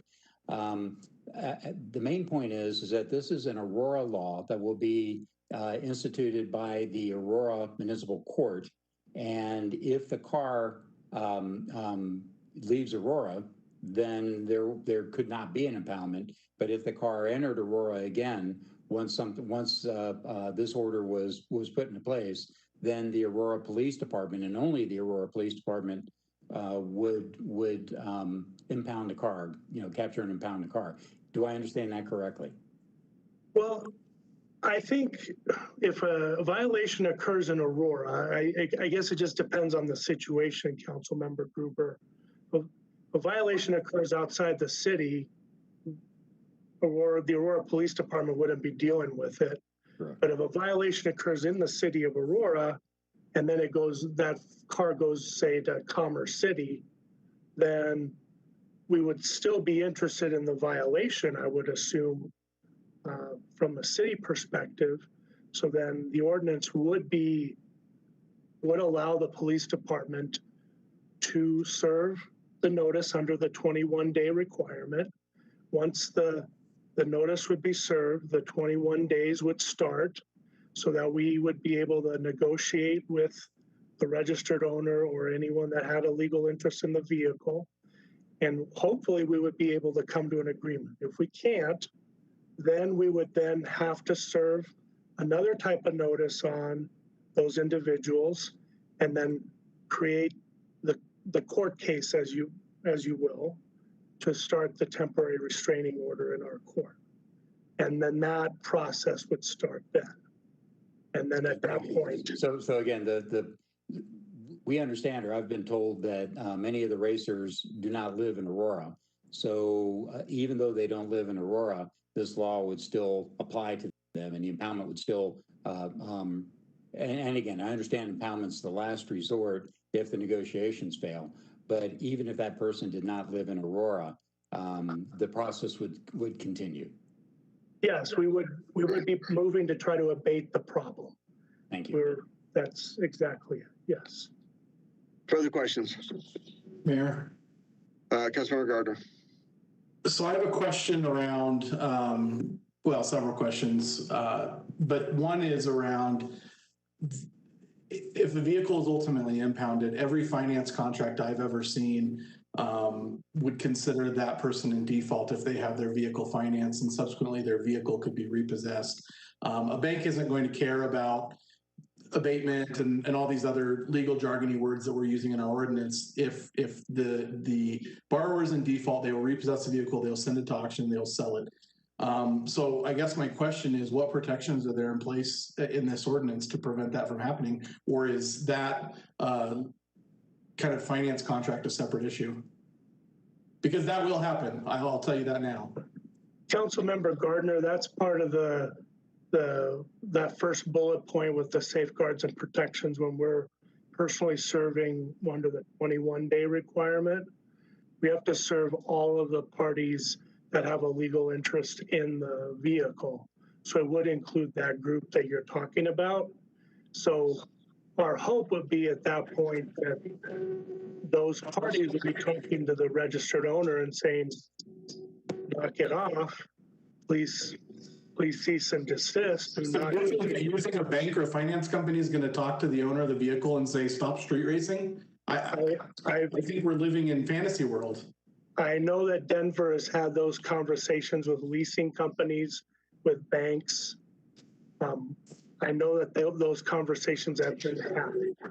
So I'm hearing an echo. I apologize. I don't know if that's coming from my computer or not. But I know that Denver has those conversations routinely. Their city attorney has had those conversations with me. Yeah, in my research and preparing for this. Councilmember Gardner, can I ask a clarifying question, or Mayor? Mayor Pro Tem. And I don't mean to interrupt Councilmember Gardner. He's probably not finished, but just the bank would get notice, but the car has to go through the 21 days. It has to go through the court process. So until the court makes that final decision that there's no agreement to be reached, it's going to be, it's going to have the temporary restraining order enforced, then wouldn't that be at the point where the bank would make that decision? Because before that, there's no violation. There's no criminal act at that point, right? Yeah, that's my question is, so once the vehicle's impounded, any finance contract I've ever seen, they'd be considered in default. And at that point, the lender would repossess the vehicle. Okay. Further discussion. Mayor? I have a question. Sorry, I'll let. Councilmember Gardner.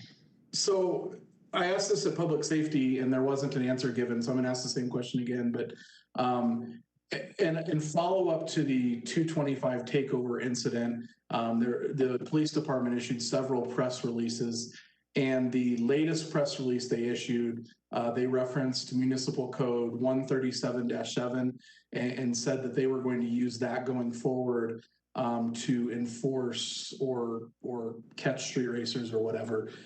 So my question is that no longer sufficient, or what changed? Yeah, and I can speak to that, Councilmember Gardner. So that is something we just recently instituted, and that is the strategy to hold the registered owner accountable, letting them know, giving them notice, a warning the first time that there was probable cause that their vehicle was used in one of these types of offenses, and if there's a repeat offense, that they will be charged. And Mr. Koumantakis can specifically speak to how we do that, but they will be held accountable for the actions of their vehicle rather than the driver. So that is another tool that we have now. It's just too new to be able to evaluate it. We have one case right now where we're waiting for the next court proceeding to serve the registered owner with that letter. So it's just too new to be able to evaluate, but it is one of the strategies along with this proposed ordinance to look at this a different way. Further questions? Mayor? I'm sorry, Councilmember Coombs, and who else was? Marcano. Councilmember Coombs and Councilmember Marcano. And I think I saw Councilmember Lawson raise her hand also. And then Councilmember Lawson. Lawson. Okay, Councilmember Coombs, Councilmember Marcano, Councilmember Lawson. Please proceed. Okay, so my concern is that it's also saying that people will be liable for the charges of impoundment, which are pretty hefty. So if someone has their vehicle impounded for an entire year, they're likely getting it repossessed by anyone and held in default by anyone that has a lien on that vehicle. This just seems like a really extreme financial penalty that also surpasses our fines clause, right? We have a maximum of $2,650 in terms of fines that people can receive. They will also be subject to civil judgments of $500. So what would be the estimated cost for a year of impounding a vehicle? Councilmember Coombs, under 134-477, there's a limit on it not exceeding the fair market value of the vehicle. And that's under subsection C, subsection 1. And it also allows the court to find good cause to reduce the impoundment and storage fees. So there's also that safeguard and protection in the ordinance as well. So. Okay, but so some vehicles may be what, $18,000, $20,000, and more might be the fair market value. How does that not run afoul of the limitations of penalties that we can impose, which is fines up to $2,650? Like that, I feel like that limitation being imposed on us and in our charter is intended to not be having an extreme and excessive municipal fining and fee situation for people that are in violation of city codes.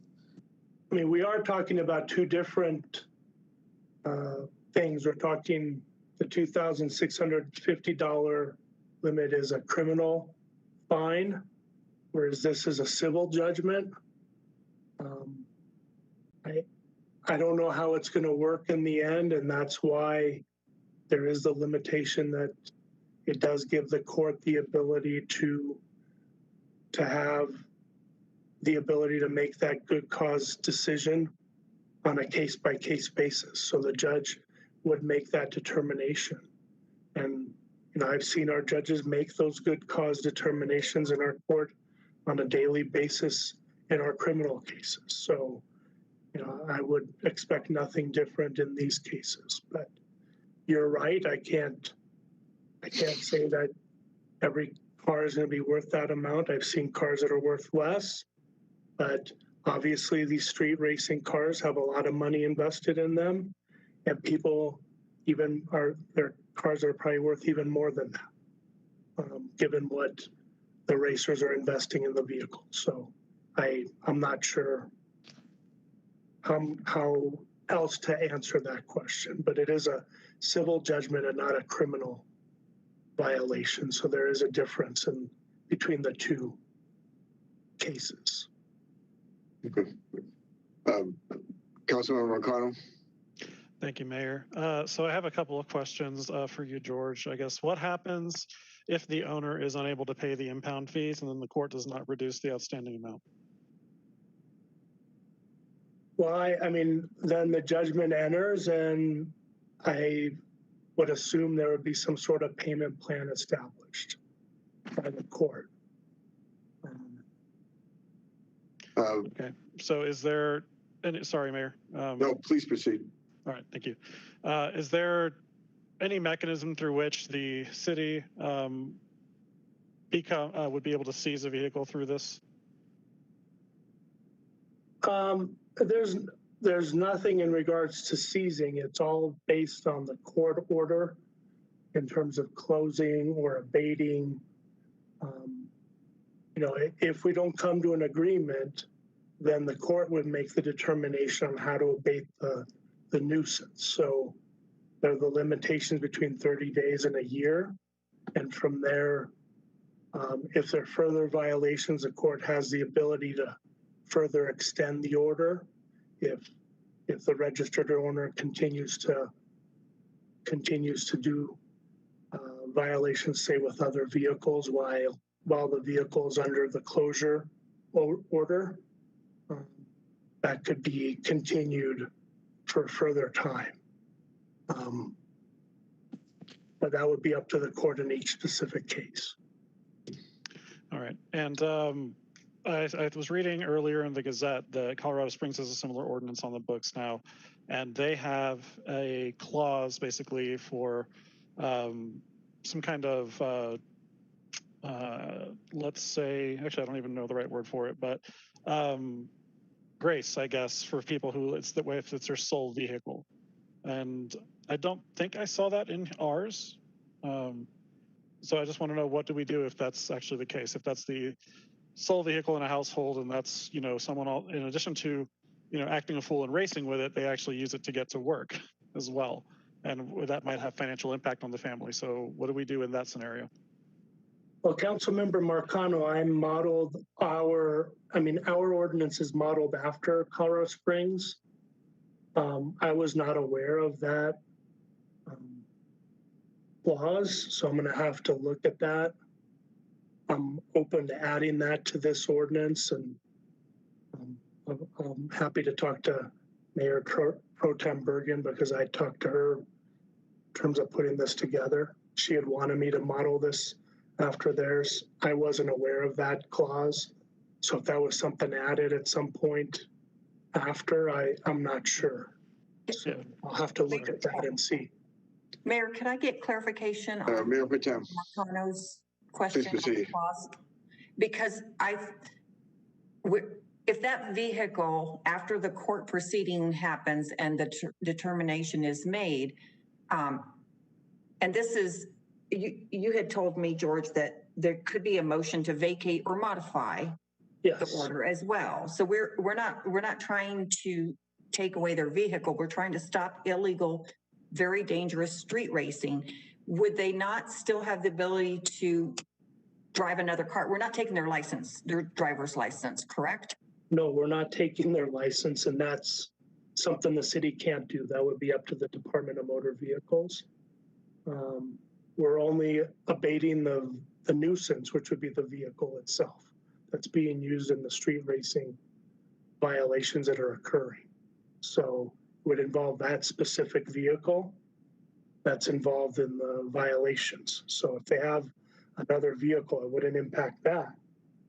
Unless, of course, they then started street racing that vehicle, and then there could be, some sort of process started up against that vehicle. Do you have further questions, Councilmember Marcano?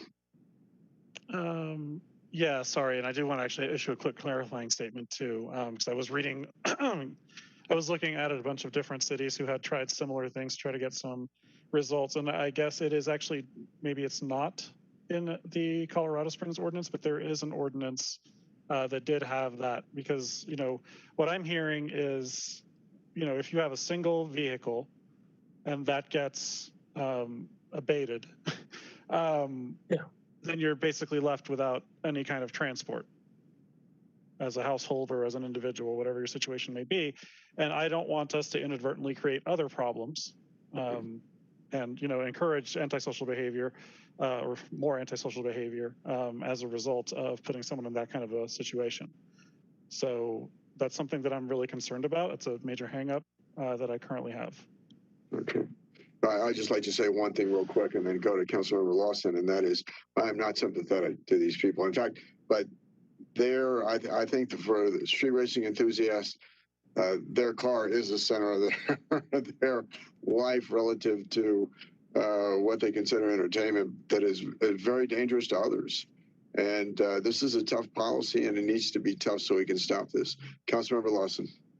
Hi, thank you, Mayor. I have a question, just kind of a process question. So this is based on the actual act. Like if you actually, and this is maybe for Officer Hannafin, the actual act of them doing the street racing. So for example, if people are kind of congregating at the Denver Mattress, I'm just giving that as an example, street racers, there's a whole bunch of cars and probably the intent is to race up on Parker Road.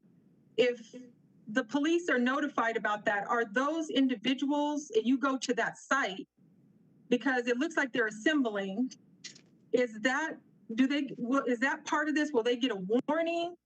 I mean, how does that proceed? Because it could be the intent, and you never know, but if they're assembling, how does that work? Is this basically the act? If you see the person doing the act of the street racing, I just want to make clarification on that. What about the assembling of that as well? Is that not, and that they're going to probably do street racing? Yes, Councilmember Lawson, if I heard you correctly, I believe what you're asking is this ordinance specifically directed at the vehicle being used to commit these? That is correct. We did not include those that are gathering or watching this. We have other means, traditional means, to be able to charge them with trespassing and things like that. But this is specifically to try to abate the nuisance through the vehicle rather than the driver or spectator. Spectators were not included. And I wasn't talking about that. I'm talking about the actual cars themselves, not the spectators, but actual people who are assembled to get ready to do street racing, which I guess you can't prove or defend. So I guess you answered my question there. My second part of the question is, if you have multiple people, like they're racing on 225, I mean, how are you going to catch? Or how is it license plates? I mean, is it going to be based on who calls it in? Just if the police are in the area? I'm just trying to understand that part of it as well. Yeah, so like So like traditional ways that we enforce laws and ordinances, we have to have probable cause that that vehicle was used in the commission of the act specified in the ordinance. And then again, it falls upon a judge or jury to determine whether or not we met that burden of probable cause and that we properly identified and have the right vehicle and the right owner. Because I mean, some cars definitely look like they street race. There's just people that just do it, period. I mean, so I was just trying to see how you would determine that. Thank you. Those are all my questions, Mayor. Thank you. Further questions or comments? Mayor, if I could. Mayor, Councilmember Gruber. So, Mr. Kumatakis, again, the issue was raised earlier about the possibility of losing a single car. I wanted to go through the process that you described to me earlier. The point is that the car will be identified at a race. So somehow the police somehow or another will get the license numbers of those cars that were involved in a race, and that starts the process. You identify the owners, you notify all of the owners that the car has been identified as being in a race, and you start going through collecting or having a discussion with the owners. The key element of that discussion is pretty much going to be, from what I understand, the judge is going to say, if you race this car again, or if the police identify that this car is involved in another race, you have the potential of losing the car. If you agree not to race the car anymore, you will not lose the car. You know, life goes on. Again, it's not a criminal summons against the driver. It's simply that if this car is used in a race.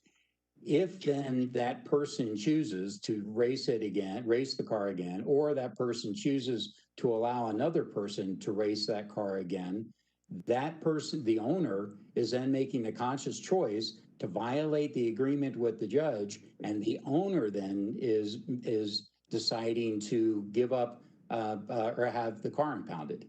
Do I understand that correctly? Yeah, there's a lot to unpack there, Councilmember Gruber. But yeah, if we've come to an agreement under that first part, under the 21-day agreement, and we agree to whatever the agreement is, and then part of that agreement is going to be that they abate the nuisance and they don't continue to involve the vehicle in street racing. So there's a lot of different definitions in the ordinance about what street racing is. And it's not just racing the cars, it's doing donuts, it's power braking. There's a lot of different things that are covered under street racing. So I just want to clear that up for all of you. It's not just racing at 100 miles an hour. There's other acts that could be covered under this ordinance. But if they violate that agreement, then we would be going to court saying the owner has violated this agreement. We want the court to order that vehicle surrendered to the city. And then we would be abating that nuisance at that point so it didn't continue. In the other instance, if we didn't come to an agreement and then the court reviewed all of the evidence and determined that the court determined that they needed to order that the vehicle needed to be abated, then the court would determine the terms and provisions of that order. And then at that point would order the vehicle abated, and whatever those terms and conditions would be, then we would then be filing a notice with the court that the owner has violated that order, and then the court would determine if the owner had violated the agreement at that point. Okay, if I could follow up. So the main point is that the owner will be given notice that not to do this again. If the owner chooses to do it again, then the owner will be in violation, and the owner will have made the conscious decision to forfeit the car to the impoundment process.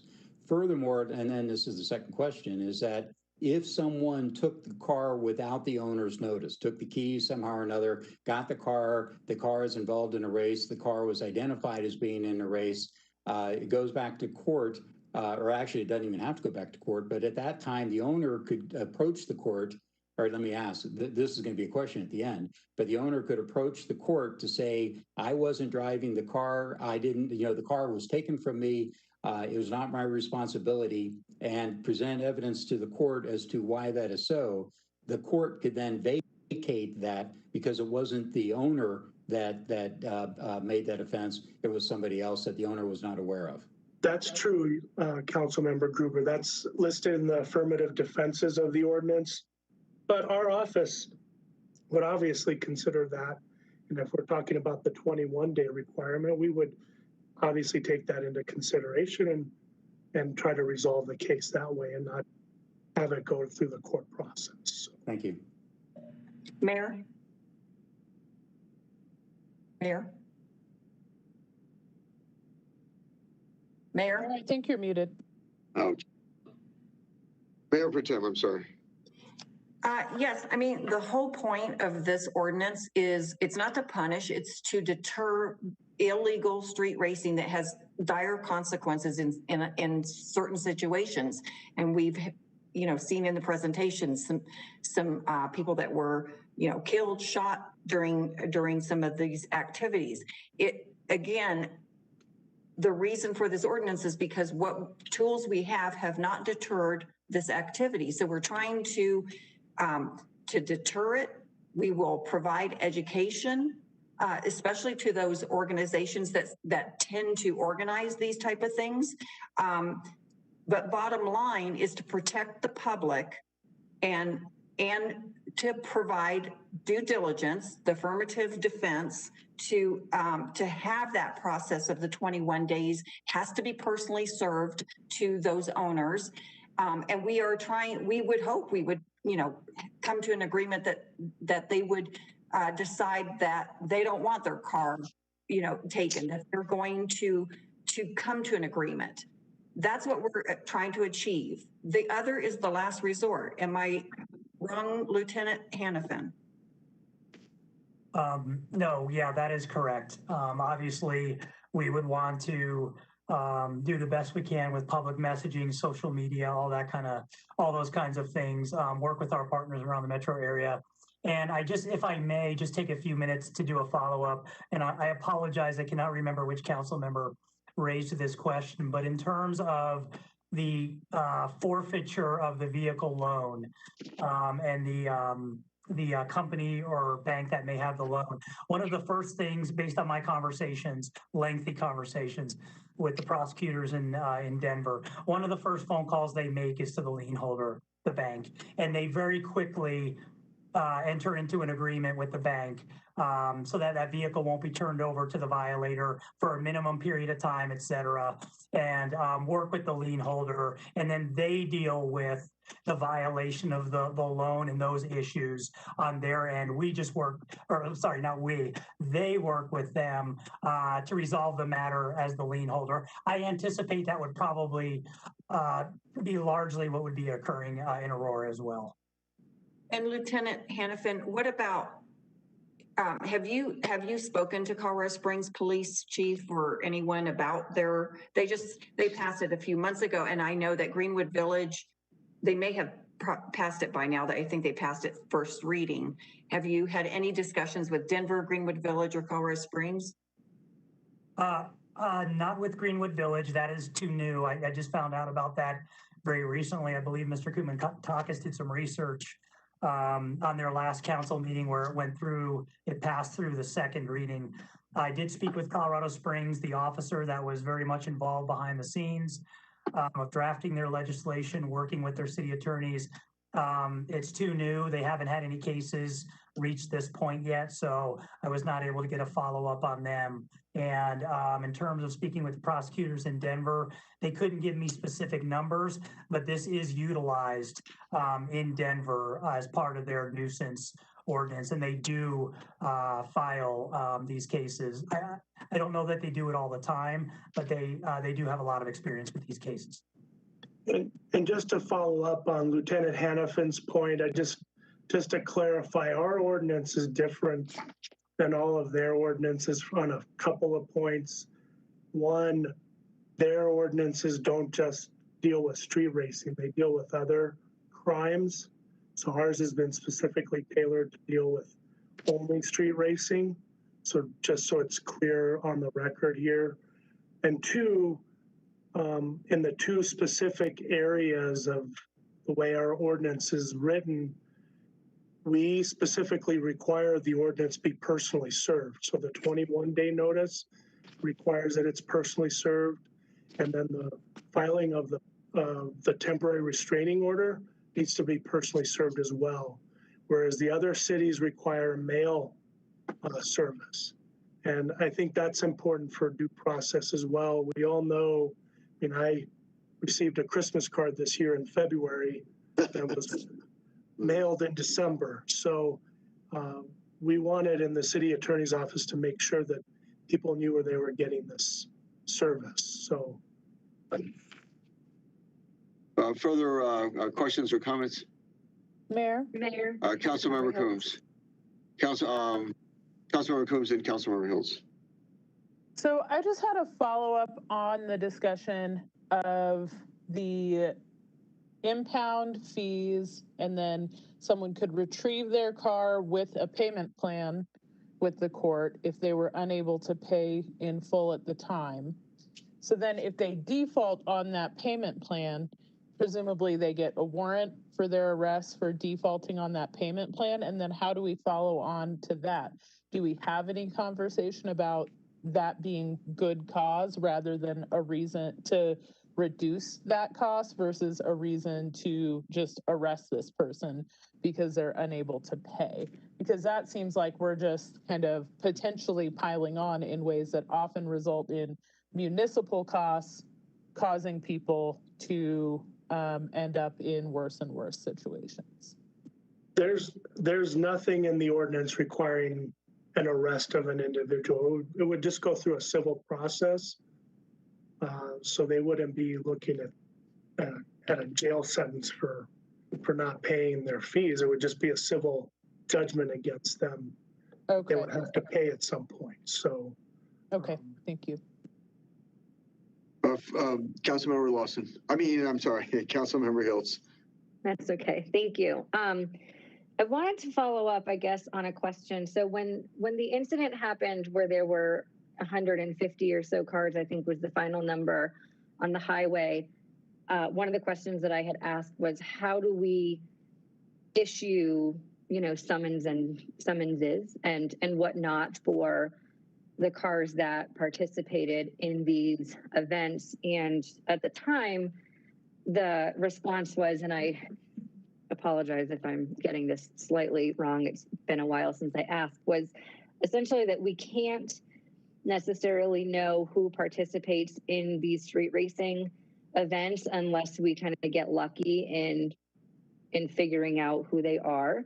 And so I guess my concern there is, if that's the case, will this actually have a deterrent effect on people? Because what I see happening is maybe a few slowpokes get caught, but it doesn't really stop the overarching issue on a larger and broader scale. And so I might just be missing something in terms of the identification piece. So maybe get some clarification on that, because that's something that I keep coming back to is, if we don't know, out of the 150 cars, I think we were only able to not just identify, but serve, I think, 2 or 3 people, which seems pretty low for such a large gathering. So there's 147 other cars that are going to do it again. Mayor and Allison, I may be able to answer that. Please. This is Commander Hildebrand. So one of the issues is we can, on most occasions, get a license plate or some type of identifiers on the vehicle, but knowing who is driving that vehicle to cite that individual becomes difficult. So we may be able to figure out who the registered owner of the vehicle is, but unless we know who the driver is, we can't issue a citation.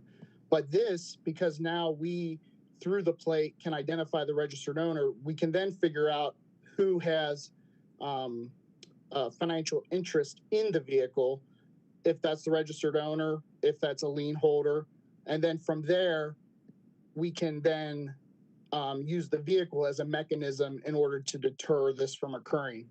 And really, and I don't want this point to be missed, we're really looking for compliance from the person that owns the vehicle. If their son or daughter is going out involved in this, they may not even have knowledge about it. But once they're served, I think they're incentivized to come and enter an agreement where they're saying, hey, we're not going to let our son or daughter drive this vehicle now knowing that they're using it in this manner, and the repercussions are steep for us.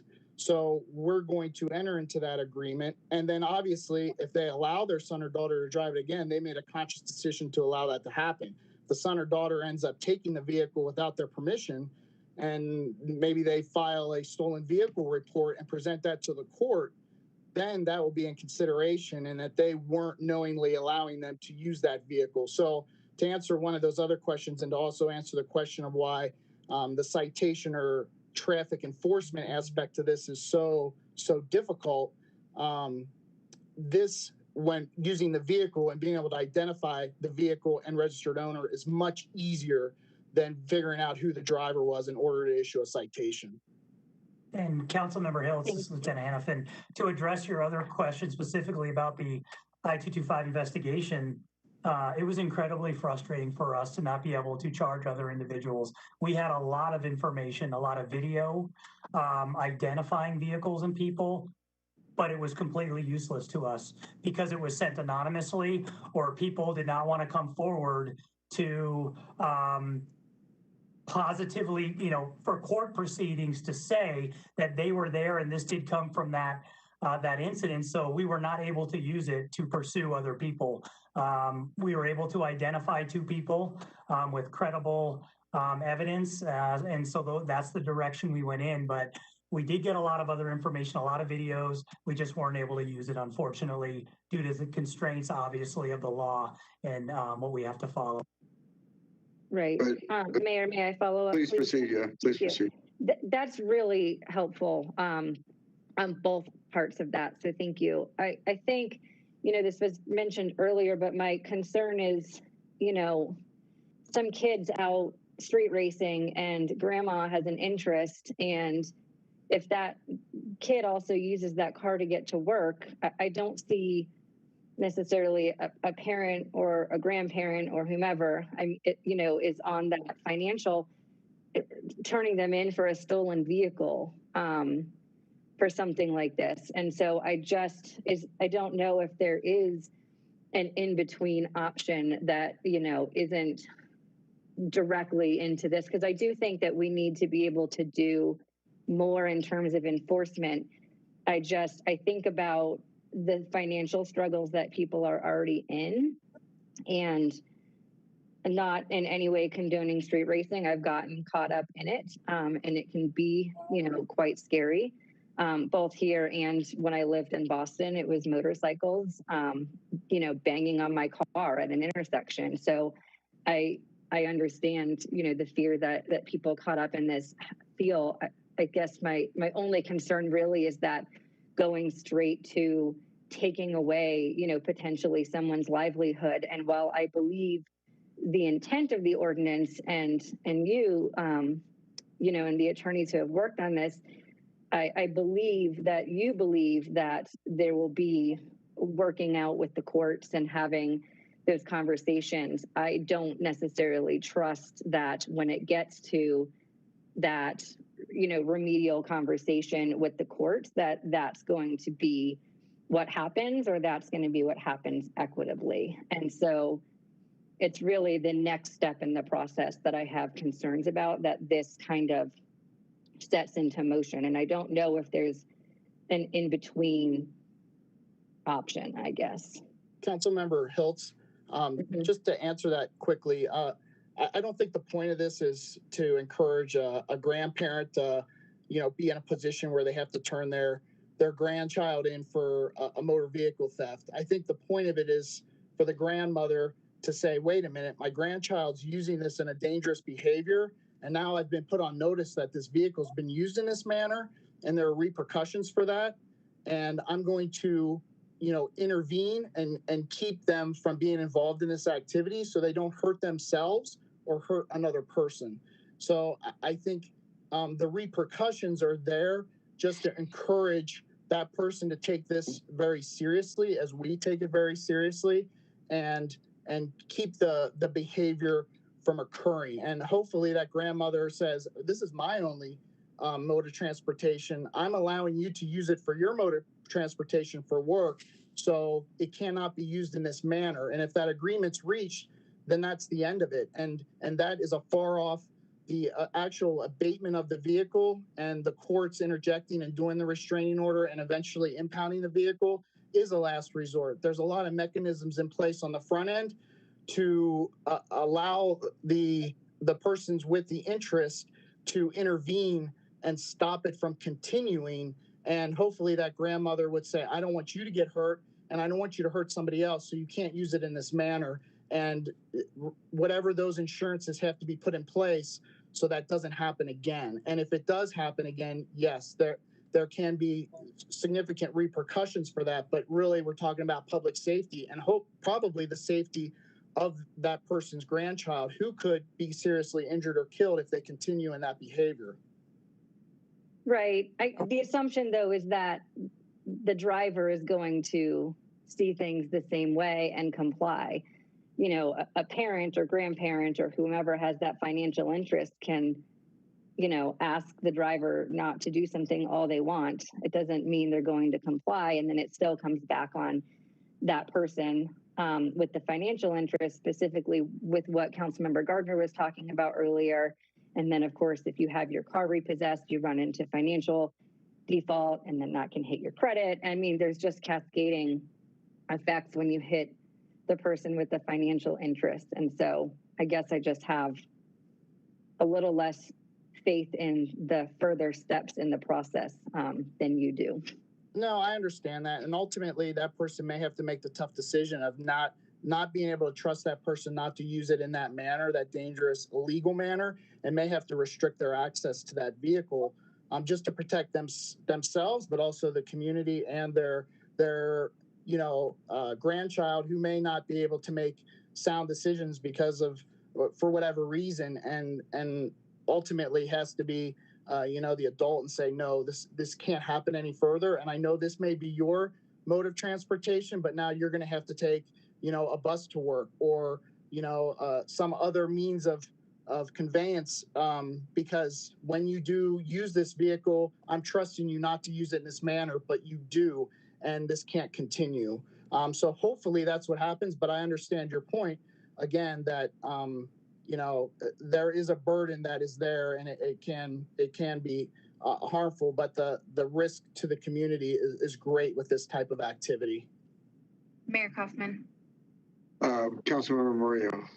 Thank you. I've been mulling over the thought of asking about community service in lieu of a financial penalty. And I think the scenario that Councilmember Hiltz is, I guess, an opportune one to kind of dig into what that might could look like.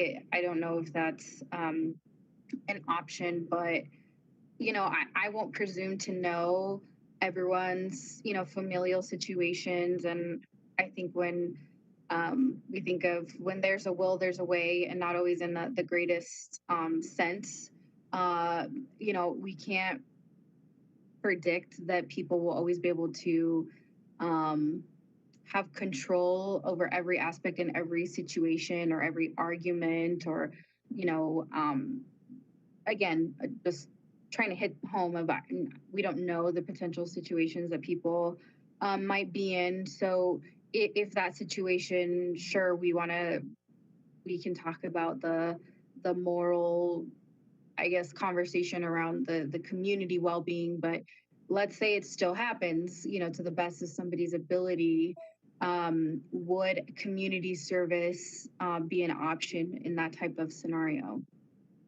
Or could it? Remember, just to answer your question, I think that's part of the process is that if a person isn't able to control every aspect, they can come in and say, hey, I tried, I told this person not to do this, not to access my vehicle, but did it anyway. There is a mechanism in place, and I think the courts and the police department will try to work with them to try to find an agreement that works and try on that individual situation to look at that and make the best assessment. But ultimately, the courts will make a finding if you've reached that point where maybe the vehicle is safer in impound for a period of time to figure that out. That's why the courts can do between 30 days and 365. There may be differing amounts of time, or maybe an agreement hopefully can be reached before that, and some sort of situation can be resolved through some type of means. And I can't think of maybe how that would be accomplished, but there is a lot of latitude to find ways to accomplish this prior to getting to the point of a restraining order or the vehicle being impounded. Okay. Oh, if I could ask this question of staff, and that is in the I-225 incident, the fact that under this proposed ordinance, we're looking at the vehicle and not the operator. Would that video, could that video be used as evidence to move forward with the sanctions under this ordinance, proposed ordinance? Mayor, I could answer that. No, it would be the same rules would apply in terms of people coming forward to stand behind the video and verify for court purposes that they were actually there and this is of the incident. So for that circumstance, it would not have made a difference. But I think, with public service announcements and reaching out to those communities, letting them know the repercussions of this ordinance if adopted, I think that may help at least deter some people from participating in that activity in the future. Okay. Further questions, comments? Berzins? Councilmember Berzins. Thank you. This has been a fascinating conversation. I've learned a lot here tonight. Without getting in the weeds, can you just tell me who will be doing the personal service? Will it be the police or retired police, or do we know yet?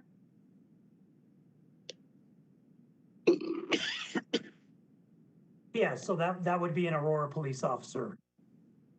Okay, I just didn't want to pile on a lot of work, extra work for them, but hopefully with this ordinance, we won't have many to. Well, Lieutenant Hennepin, just to be clear, this ordinance allows not just the police officer, but it allows,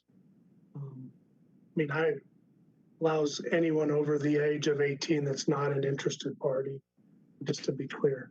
Yeah, I apologize. I think I confused that with the registered owner letter, so I apologize. The registered owner letter requires an officer to serve it, but this does not. Okay, thank you. Further questions, comments? Mayor, Councilmember Hiltz. Councilmember Hiltz. Thank you. I'm just throwing this out there. I don't know if the sponsor would be open to the conversation or others who are reluctant on this, but is it possible to maybe do this as like a 1-year pilot so that we can track if it's actually deterring this, and also, monitor the impact that it's having on people with maybe some regular, check-ins, so that if we are finding that it's, causing an undue burden on the people that we don't want to have it cause an undue burden on, like those who might have the financial interest in some of the scenarios that we were talking about earlier, or the community service options that were mentioned. I think there's a way to get creative and find a way to address this. I just don't know that, this as is forever is something I'm comfortable with right this moment. Mayor? That's just speaking for me personally. Mayor Pro Tem. Councilmember Hiltz, that is an interesting idea to do a 1-year pilot. I think that might be a good way to evaluate the program, and I guess maybe I would ask Lieutenant Hannafin to weigh in. I have no objection. Further discussion. I'm curious if any of the others who have had similar concerns are seeing any potential pitfalls that I might not be seeing.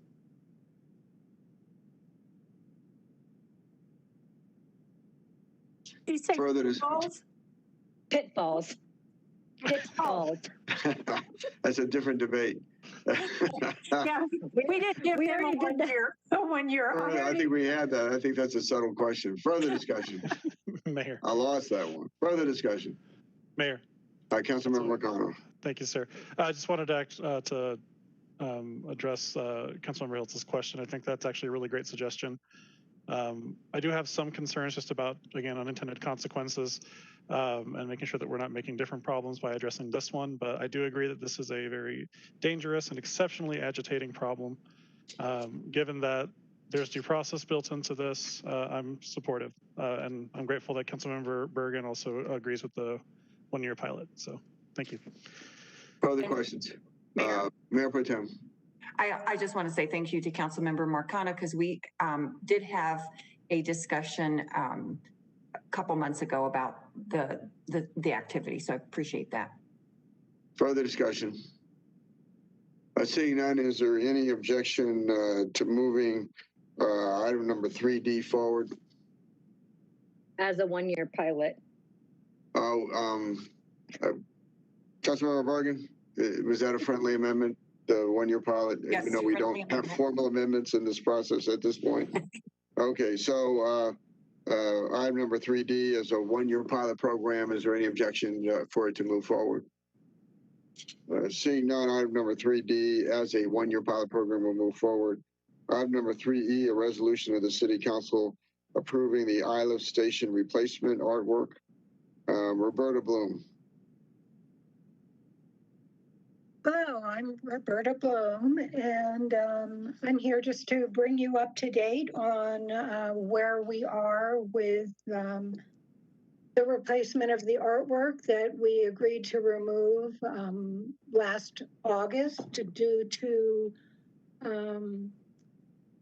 failures in the fabrication. So we formed an art selection panel to work with the artist Gordon Huther on a proposal for the replacement art. He came back with two different proposals, and the art selection panel selected one to pursue further. And the art selection panel requested some changes. Requested that he address some concerns, which he did. And on March 3rd, that was approved by the art selection panel. Or, I'm sorry, on February 23rd, it was approved by the art selection panel. It then went to the Art and Public Places Commission, and they approved it. And then to the Cultural Affairs Commission, and then to the PRCT, LBC, and CG Policy Committee for their approval. And so now it is here at study session. So the new work that's being proposed will utilize the existing sculpture pad and lighting at Isla Station. It will be fabricated from a high quality and durable materials and be at least 20 feet, tall and less than 30 feet tall. And it will have color added to attract interest. The art, I think, let's see, I already explained that. The reduction in height, design changes, structural support, and choice of materials, these are all things that are intended to help ensure an attractive and durable solution that can be enjoyed by residents and visitors for decades. The new work will be constructed from stainless steel mesh, and dichroic glass. The working title is called Mountains. So if approved by, if this goes to City Council and is approved, the proposal will then move through the artist's engineering process. And this will help to establish the exact measurements, especially for height, as where the artist is trying to work within a comparable budget. And then the artwork should be completed and ready for installation, hopefully by the end of spring 2022. If I could become a presenter, I do have a very short PowerPoint to share. There we go. Okay.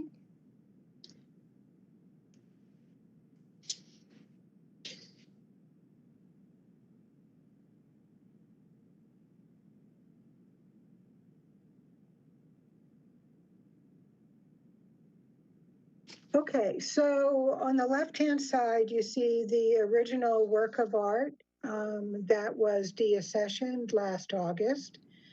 And on the right-hand side, you see the proposed replacement artwork. It does appear to be similar in height, but only because the second image that was produced is you're much closer to the artwork.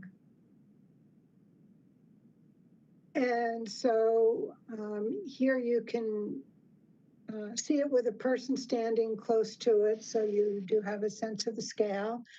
And on the right-hand side, it gives you a sense of the stainless steel mesh that is being proposed, and the dichroic glass, although if you're familiar with dichroic glass, that's not a very good sense. Maybe this gives a better sense. The other piece that the artist has at Iliff Station does use dichroic glass discs, and they're very reflective, and they are they involve a variety of different colors that change within the glass itself, depending on how the light is reflecting off of them. So what we're asking today is for approval to move forward. The idea is that the artwork, the city is investing very little in the new artwork. This is coming from the artists, despite the fact that the artwork was no longer under warranty. I am going to, my intent is to, once we have the engineering for the artwork, is to run it through Nick Gertz of Yeti Works, who's a structural engineer that we've used on multiple projects, and is in fact the engineer who provided the report, the evaluation of the original artwork and the flaws within the artwork. So the cost of having that peer review is about $750. Are there any questions? Questions of staff? Mayor Dave Gruber. Councilmember Gruber. I may have missed this. What is the total cost to the city for replacing the art? Well, the artist commitment was to do it at little to no cost to the city. We think it's in our best interest to invest $750 in the peer review of the engineering. And there will be probably some minor costs related to site work. I think there's a light fixture that needs to be replaced, and probably some minor electrical work. So does it sound like it'd be less than $5,000 total? Absolutely. Okay, thank you. Mm-hmm. Further questions? Seeing none, is there any objection to having item 3E move forward? Seeing none, item 3E will move forward. Thank you for your presentation. Without objection, there will be a presentation. One presentation will cover 3F through 3I. Is there objection to combining those for purposes of a presentation? Seeing none, Mr. Milton, please proceed. Yep. Good evening, everyone. This is Rodney Milton, Community Development Manager here. As the mayor mentioned, all of these represent agreements for our CDBG COVID dollars and represent the remaining awards for funding. Council voted to approve the previous awards, and these are the remaining awards. Discussion? Seeing none, then item number 3F, funding ready to work Aurora with a rehabilitation grant using Community Development Block Grant COVID-19 dollars. Is there any objection to moving item number 3F forward? Seeing none, item number 3F will move forward. Item number 3G, funding restoration Christian Ministries with rehabilitation grant with a real rehabilitation grant using CDBG COVID-19 dollars. Is there any discussion on item number 3G? Is there objection to moving item number 3G forward? Seeing none, item number 3G will move forward. Item number 3H, funding Village Exchange Center Incorporated with Community Development Block Grant COVID-19 funding for their Meals on Wheels activities for the year 2021. Discussion? Seeing none, is there any objection to moving item number 3H forward? Seeing none, item number 3H will move forward. Item number 3I, funding the Asian Pacific Development Center of Colorado with Community Development Block Grant COVID-19 funding for their activities in the year 2021. Discussion? Seeing none, is there any objection to moving item number 3I forward? Seeing none, item number 3I will move forward. Item number 3J, Affordable Housing Gap Financing Program funding recommendation for the Gateway Apartment Development. Mr. Milton.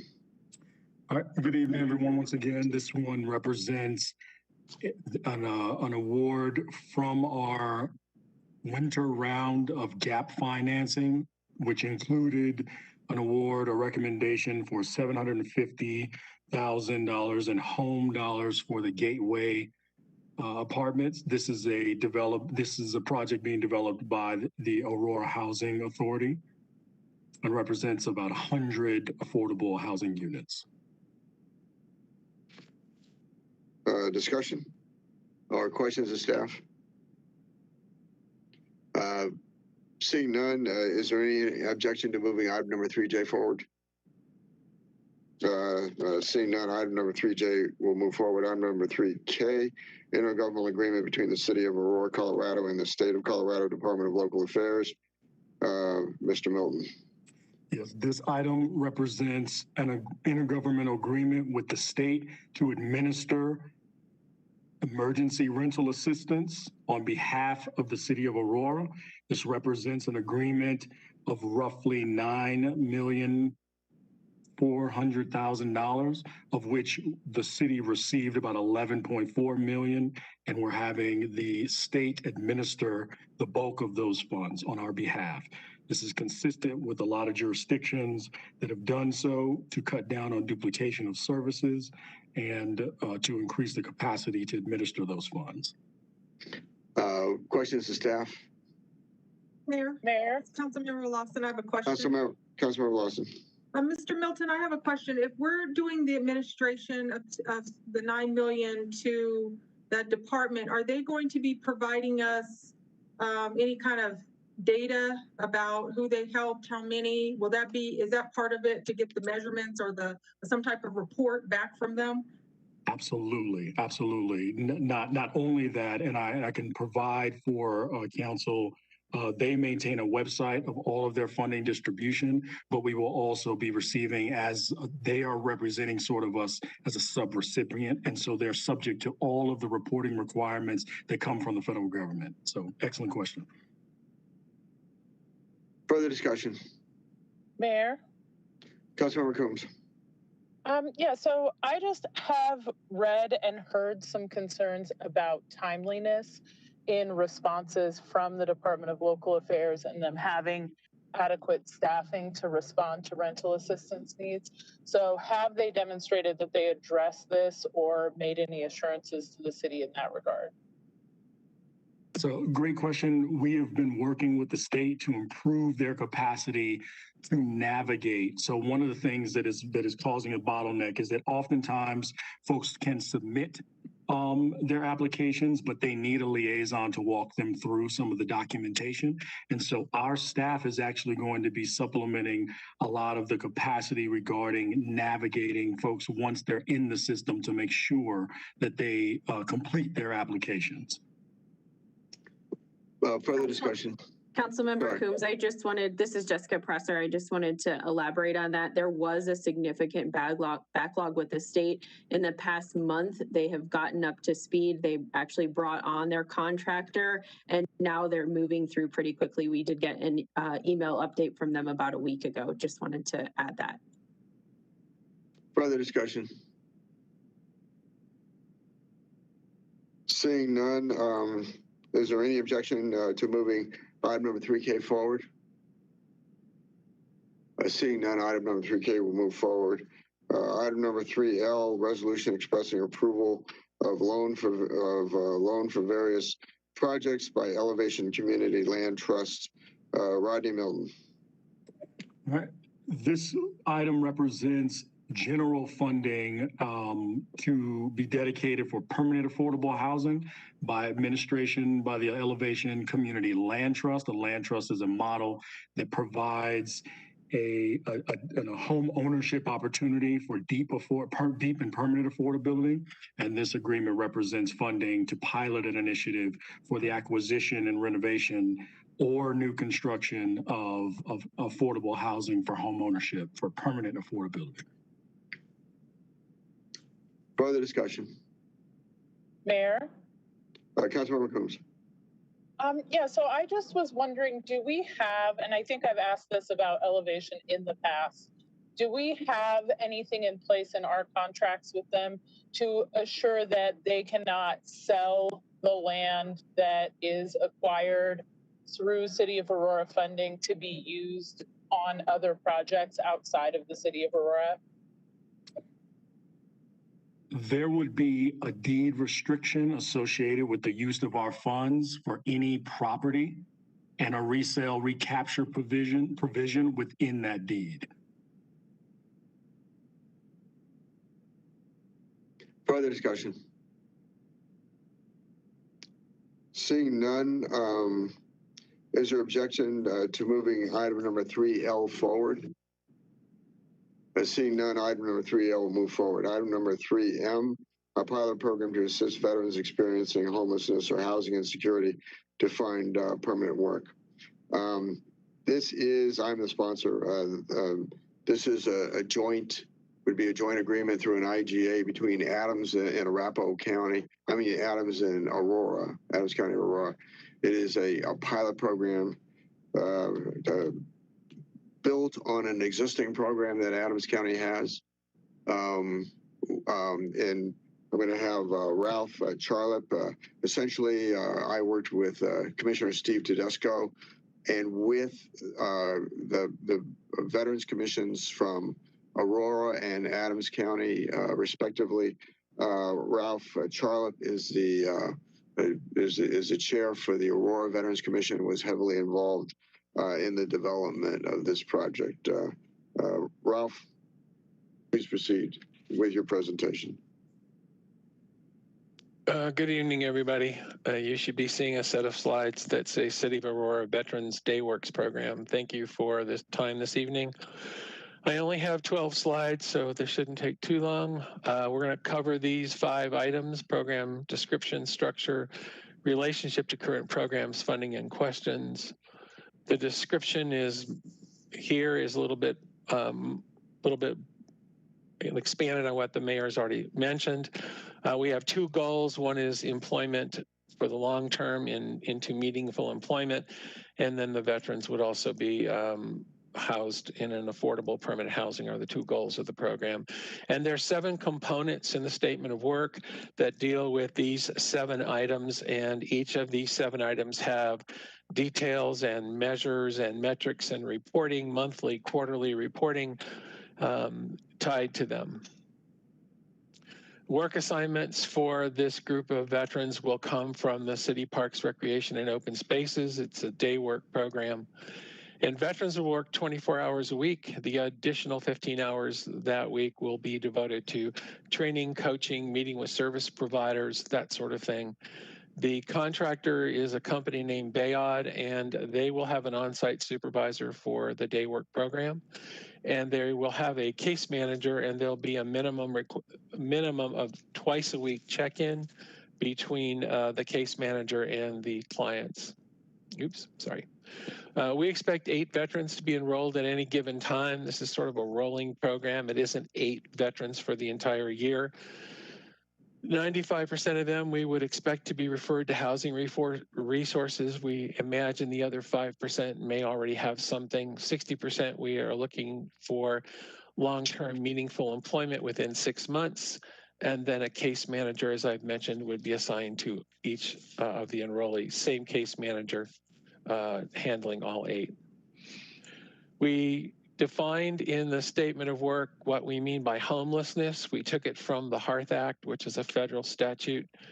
And these are basically the 4 components of the Hearth Act. It actually goes on for like a page in detail, but no regular nighttime residence. The person could be in a shelter, private or public place, not used as a regular accommodation. They might be imminently maybe losing their home, or they can't support permanent housing. And so people who are eligible for this program would be defined as homeless under the Hearth Act. So we'll work with Adams County through the IGA, and then they have a contract with Bayot Enterprises today, and then this will piggyback on that. We're going to be sharing a veteran population that's both living in Aurora and Adams County. The program is for 1 year. The tentative start date is July 1st. We realize that there's not a lot of time between now and then to get it approved. There'll be an ongoing and final evaluation based on the measurements, the ongoing reports. The evaluation team will include the Aurora City staff, our Veterans Affairs Commission, the Adams County staff, and their Veterans Advisory Commission. And we'll put a report together at the end and make a recommendation about whether the program should continue. In the city, the mayor, as he's already mentioned, is the lead, but he's already talked about who he's been involved with in terms of the other county and the commissions. City staff offices have included human resources as the liaisons for our Veterans Affairs Commission, the Parks, Recs, and Open Spaces, Housing and Community Service, and the City Attorney's Office. And a lion's share of the work was done by Housing Community Services and the City Attorney's Office. The Housing and Community Services will be monitoring this program, and the relationship of this program to what already exists in Adams County is they have a day work program. It is for their population, which includes veterans, but it is not veteran focused. And so this program, the difference between the 2 programs is this is specific to veterans. And it's related to our homeless programs across the city, and we expect Bayot to continue to make its referrals to its current service providers, which include the Department of Veterans Affairs, the Colorado Coalition for Homeless, and the Aurora Housing Authority, and they have about a half a dozen or a dozen service providers they work with. These were just the key ones that we identified. The total pilot cost is $288,000. The funds would come from federal funds, marijuana funds, and possible charitable sources. And this is how that funding breaks down.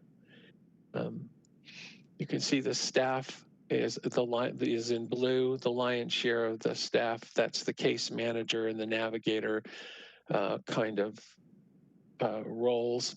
The indirect overhead is the $27,000 in green, and then the red is the wages, and the wages will be $80 a week through December 31st, and then it'll go up to $96 a week in January. And then also on-site food allowance will be $8 a day per person, and there's the totals.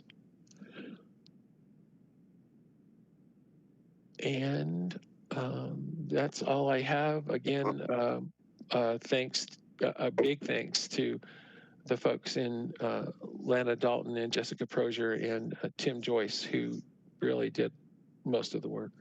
Ralph, I think you might have been referring to the day wages. You said weekly wages. It's weekly is $80 a week, sir. And then 96 a week. Oh, you're averaging because they, okay. Yeah.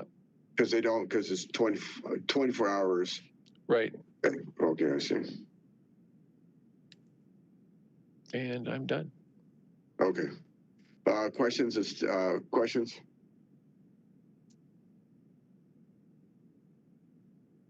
Mayor, Councilmember Hiltz. Councilmember Hiltz.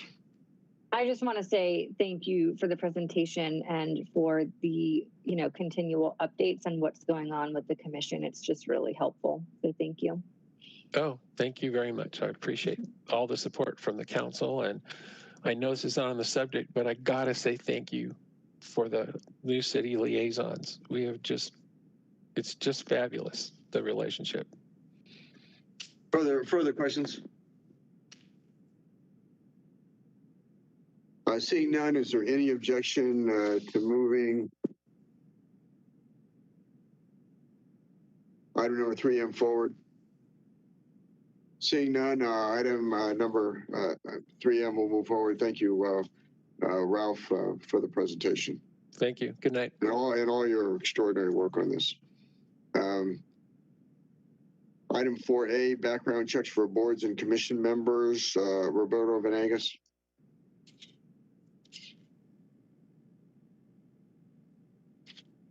Hi, Mayor. This is Roberto Venegas, Deputy City Manager. I think that's a different PowerPoint we need. There we go.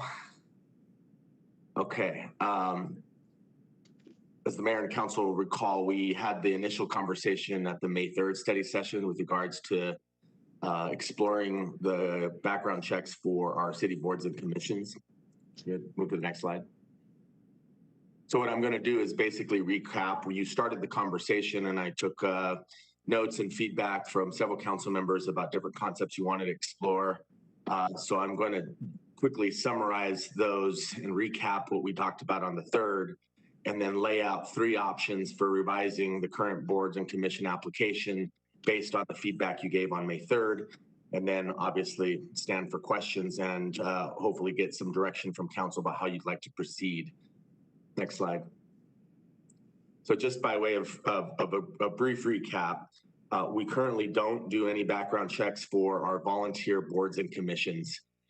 Historically, we have not conducted those based on a variety of reasons, but primarily because these are volunteer, and recruitment for volunteer boards and commissions can be difficult, and adding a background check was something that we just historically have not included because it would make recruitment a little bit more of a challenge. Given the experiences that the council had with the Civil Service Commission, we obviously are revisiting that issue, but we have not done that historically. We do criminal background checks, obviously, for all employees in the city of Aurora, and our HR department has capability in a third-party vendor that could easily absorb the workload should we do that. We do a criminal background check for volunteers, for our volunteers that we use for a variety of events. And we have about a cost of about $10 to $15 for per background check if you decide to pursue that avenue, that we would work with our third-party vendor to do that. Our current application, as I mentioned, does not require consent to be given by the applicant to conduct a background check. We'd have to add that should you decide to include that. On the basis of legal advice, we would certainly want to make sure that that is called out, that the applicant understands that that will be part of the process, and they essentially consent to allowing that background check to be undertaken. Next slide. The other 2 items that I wanted to remind you based on our conversation on May 3rd, the council background checks, if you do pursue that, we would want to have a discussion about how we would share that information. Those are public documents now. If that application is checked and that applicant decides to allow that, then any background check that is returned to the city and reviewed by the council for the purposes of appointing a candidate would be an open record and would be a discussion in an open meeting. There would not be an executive session item. And so that would need to be fully understood, and the applicant would need to understand that as well, that if there were to have any questions about anything that came up in a background check, that would happen in this venue right now in a study session, for example. So something we'd have to explore if you do decide to take that road.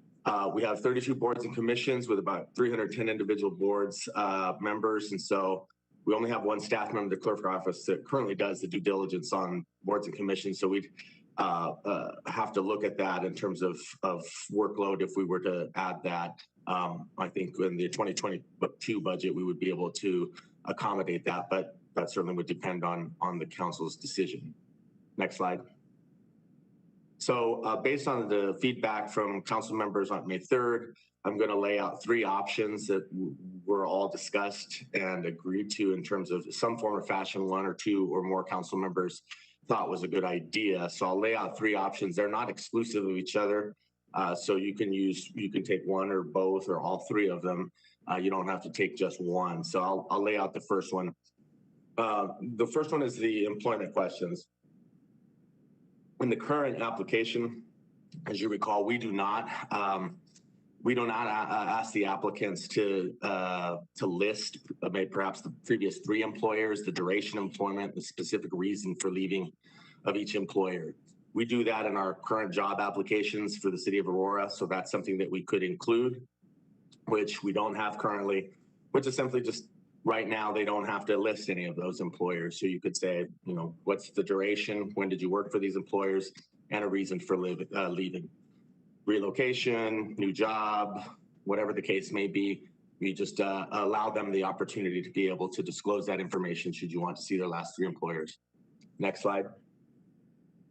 These are the questions that we proposed, and several of you like these questions. We didn't certainly take a poll of the entire council, but these were questions that were got to us by our former HR director, Deanna Giordano, and used in other contexts for hiring and ones that would essentially be able to gather more information for the basis of your decision. So we would add these to the application, and I won't read them to you. They're basically just questions that will allow the candidate to disclose any information, that they will be the onus will be placed on the applicant to disclose information that may be an issue were we to do a background check without fully doing a background check.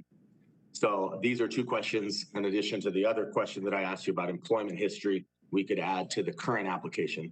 Current application was included in your backup, so if you want to look at that, we would just essentially add these 2 sets of questions if the council so decided. The last option, next slide. We had several council members who wanted to perhaps only explore the idea of a background check for the Civil Service Commission and the Planning and Zoning Commission, which are, I believe, the only 2 commissions that have binding they take action and binding action on behalf of the commission. So the idea on the May 3rd study session that was brought up by, I believe, Councilmember Bergen, Councilmember Berzins, and I can't recall if anybody else, but at least 2 other those 2 council members, that we maybe just do background checks for those particular boards and commissions because of the nature of their work, the sensitivity and kind of the binding nature of their decisions. So those are the 3 options. Next slide. So I'll take any additional questions, and then I think any direction on any of those 3 options, or if there's any other options that you may have that I didn't capture. Those were what was brought up at the May 3rd discussion. So I'm happy to stand for questions and take direction. Mayor? Let me go first, and then I'll go to the Mayor Pro Tem. Roberto, the members of the Civil Service Commission receive some level of compensation, correct? I don't know. I know if Jason might know that answer to that question. I don't know off the top of my head. Mayor Roberto, this is Katie. That's correct. They do receive compensation. So they have some status similar to that of an employee if they're receiving compensation, am I correct? An at-will appointed position, correct? And they're the only commission that does receive compensation. Am I correct in that? I believe so. No, the planning commission also receives. The planning commission also receives a small stipend. Okay. Well, I think for those that I think for those where there is no remuneration or stipend, you know, I don't think there should be a background check, quite frankly.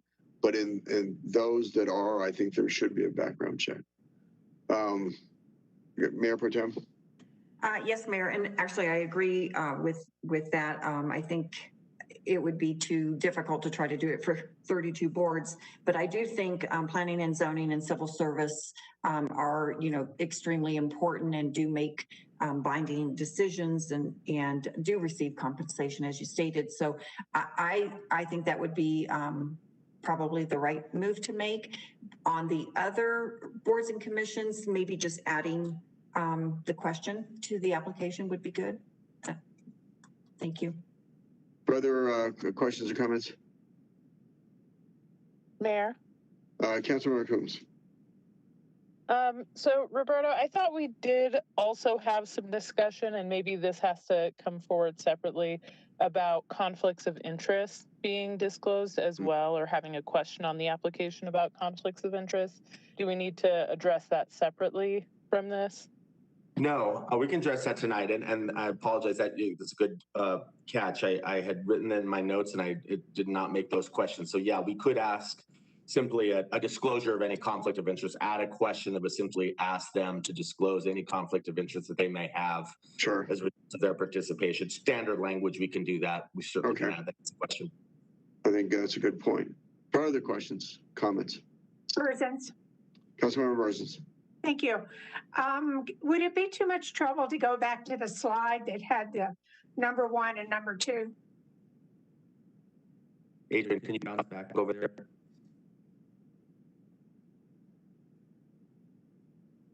And those, okay, those are the ones that would ask the question. So you would pretty much just put a conflict of interest as like number 3?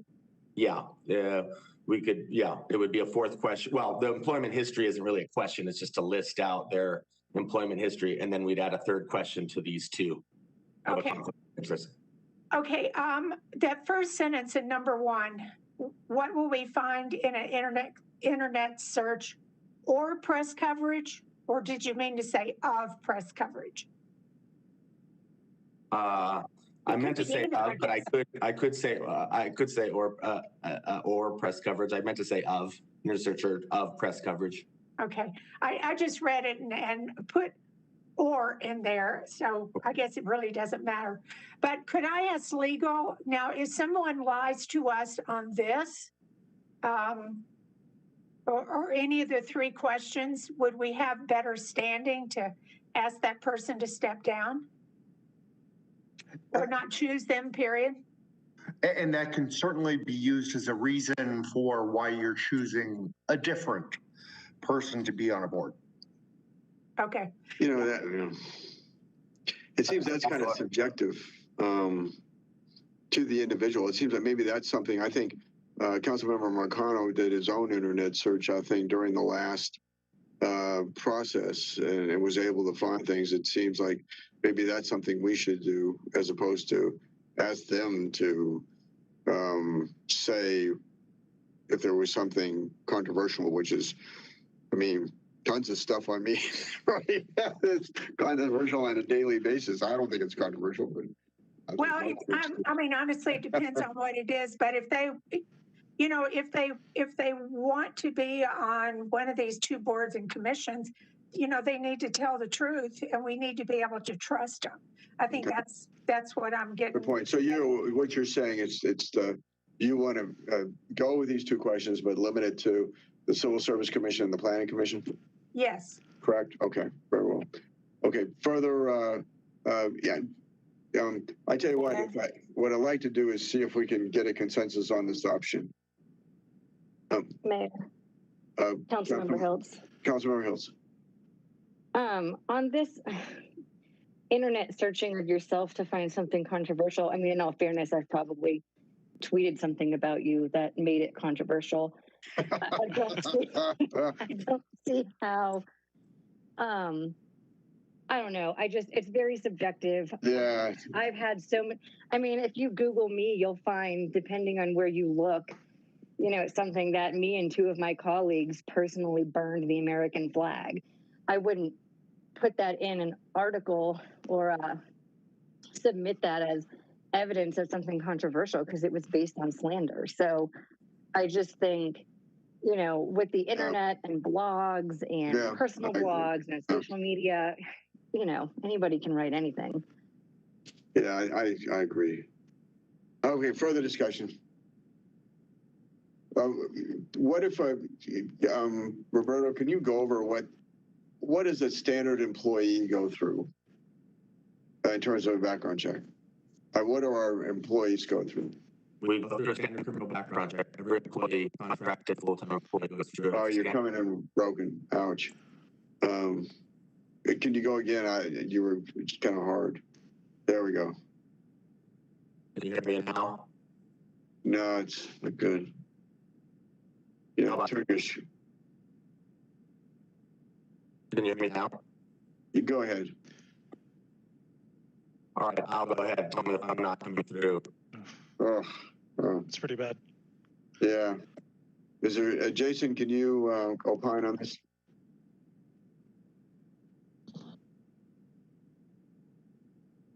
Okay, somebody. Do we have an HR director? Our temporary HR director? I'm just wondering if we should, I guess my point is, I'm wondering if we should limit it to the same background check. Right. Okay. Yeah, there you go. Took me a second to unmute. Yeah, all employees go through a standard background check. So it's a pretty standard background piece for us where it's administered by, you know, our human resources department. So it's a pretty standard. That's for the bulk of our employees. I would say obviously for civil service, we have a bit more extensive background check process, but standard employees would just go through a background check where we do a criminal history check and a few other checks on them. So just kind of what we considered a standard background check. I'm sorry, what did you mean the civil service being more comprehensive? So for police and fire applicants, we do a little bit more. Yes, police and fire employees get a bit more of a thorough background check. Where typically, we'll do other reference checks and in-person checks for where they live, and different things like that. So no, okay.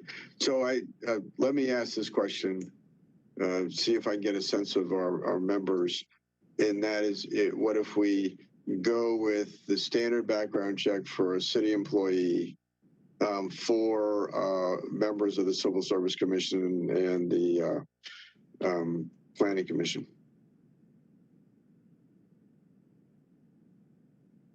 Is there any objection to that? So Mayor, this is Angela. I just want to get a clarification of what you're stating. So instead of doing a comprehensive, because comprehensive, I mean, some people may look at that as employment, criminal, financial. So you're just saying we're not doing both of these questions. Your proposal is what the city of Aurora does on their background checks. Is that correct? Yeah, on their not for civil service, which meaning police and fire. Yeah, that's different. I think you're looking for different issues there. But I think if anything it really stands out, I think it would come out through there. I think that it's very subjective to ask somebody. I think Councilmember Hiltz I agree with her that that's just awfully subjective to say for somebody, particularly somebody that could be involved in campaigns or an activist or in politics in some way, to say what's controversial about your life, about something you said. I just don't think that's appropriate. And so I just really think that I don't think, quite frankly, we should do a background check on all the other boards and commissions. I just think those two. And I think it's just a standard employment background check that the city does that would extend over to those two commissions. Any further discussion? Mayor, I'm sorry, this is Katie. Were you wanting to do a criminal background check or an appointment? The same exact check that you do for city employees. No different. You can do that. Is there any objection to doing that among our members? Okay. Seeing none, let's move forward with that then. For item number. Mayor, sorry, I do have one question. Councilmember Coombs. So I understand not putting the controversial news media question, but what about the conflict of interest and the if we were to do a criminal background check questions? I think your conflict of interest, you're right on that. But I think that a criminal background check is currently done on our employees. Can staff answer that? Yes, it is. Sorry, Mayor, to clarify, I meant for all boards and commissions that we ask at least the conflict of interest question, and maybe we still include the other. Well, I mean, if you're on the Human Relations Commission, give me an example. Maybe the liquor, what is it called? The liquor licensing? License? What is that called? She's saying just ask the question, not do a check. But it's really hard to define. What is a conflict of interest on some of these boards and commissions? I mean, I was on the Human Relations Commission. What's that? Please proceed.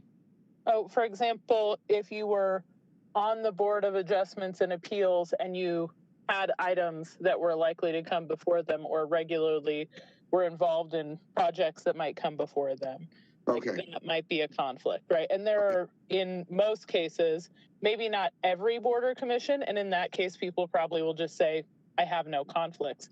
But it's pretty common if you're on any type of board to be asked if you have a conflict. Is there any objection to adding conflict of interest question to, it clearly should be for Planning Commission and for Civil Service Commission, and having it on all boards and commission? Is there objection to that?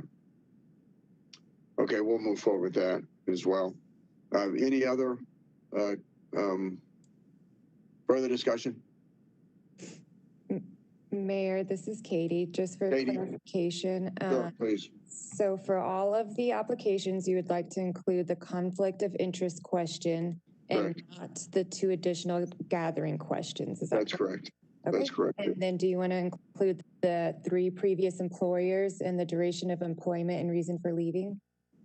But isn't there an equivalent provision in the normal application process or the background check process? Isn't that in I'm sorry. This would be for all of the applications, all the boards and commissions, we do ask so we were just wondering if you wanted this included on all of the boards and commission applications, if council would like the previous 3 employers and reasons for leaving. The discussion, I'm not. Mayor? Mayor Pro Tem.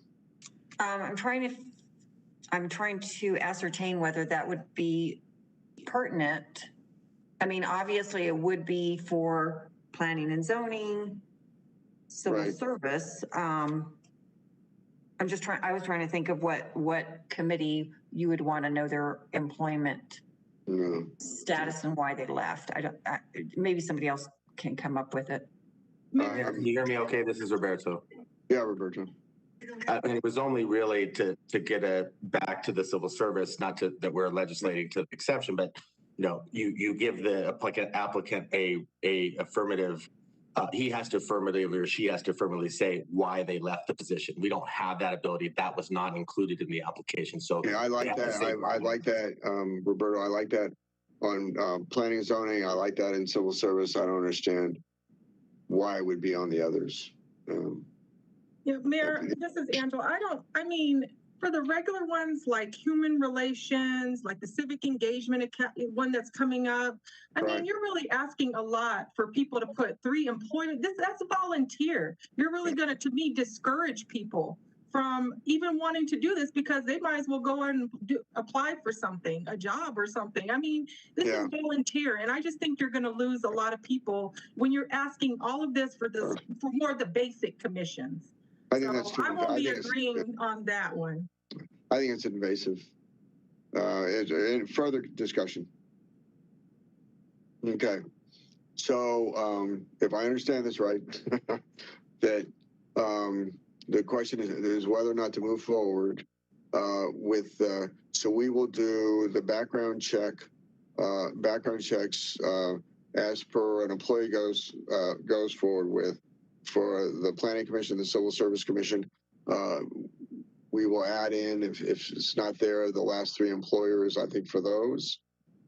We will have conflict of interest statements for all the applications across the board.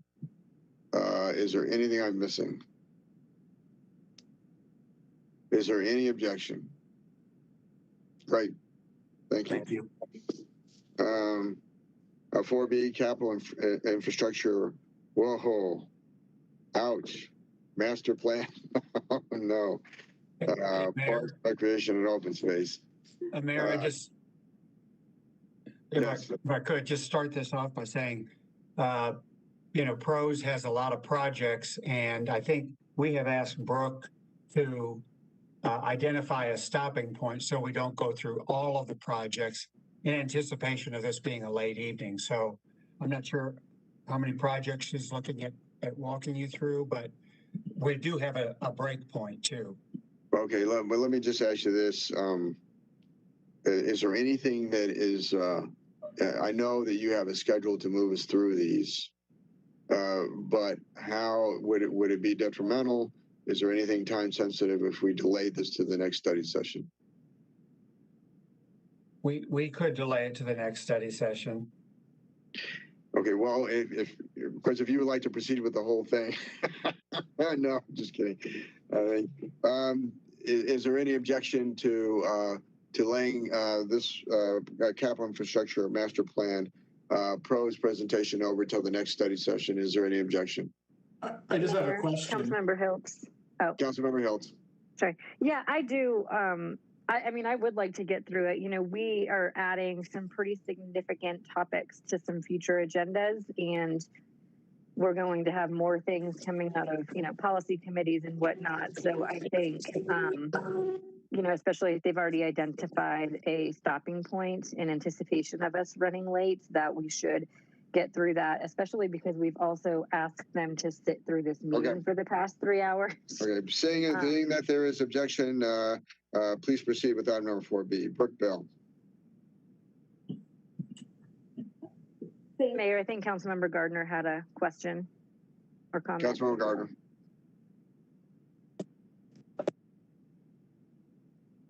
Then Brooke Bell, please proceed. Okay, Katie, let's see, I'll share it here.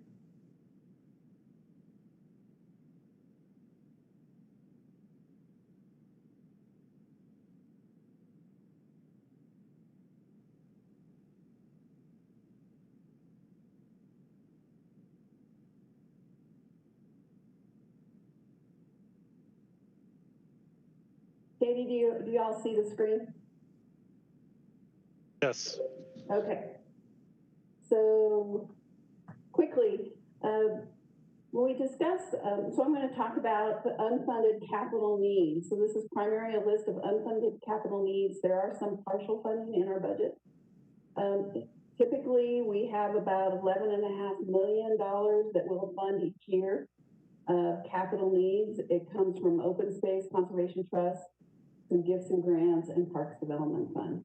So I wanted to give you perspective. When we have $11.5 million, what you'll see on this entire list is on the order of $720 million of unfunded projects. We won't necessarily say needs, but unfunded projects that would have about $32 million of ongoing maintenance. So these are just projects and properties that have accumulated over time that the city has acquired. So Signature Park. Signature Park is located, if you look here, this is Aurora Parkway, or this is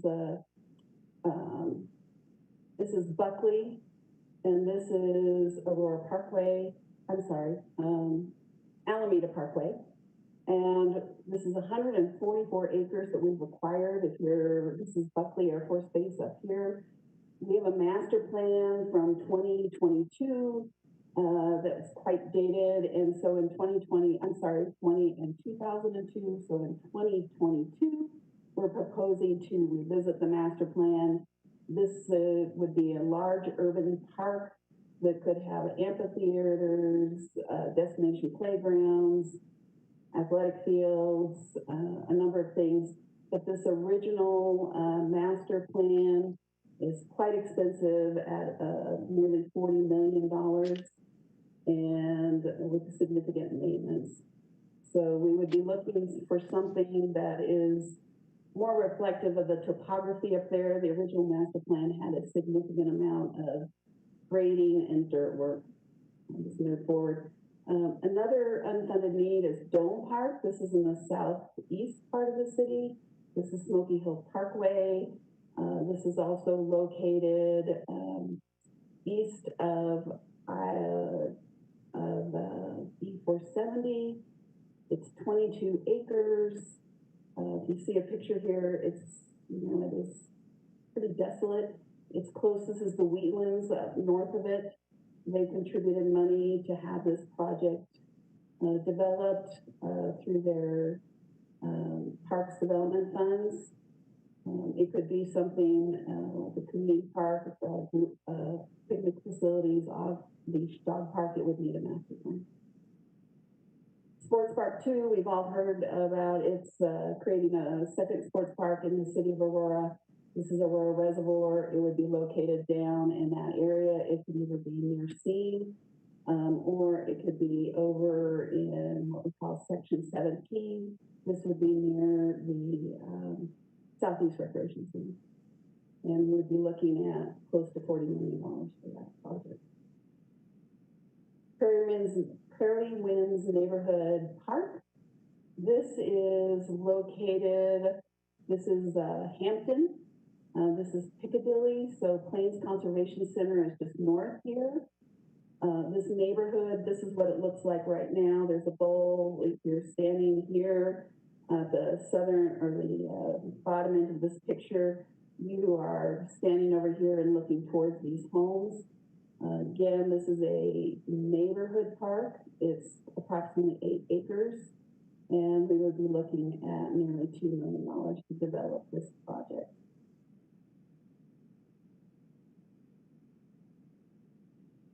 Reservoir Community Park. So this is Section 17, Southeast Recreation Center. Sits right about here. This is Infinity Middle School, Havana. I'm sorry, not Havana, Harvest. And so developing about 40 acres around the Southeast Recreation Center, develop a community park. You're looking at $11.5 million. Again, this could be things like parkour, incline fitness, mountain bike course. We would leave most of this section as open space,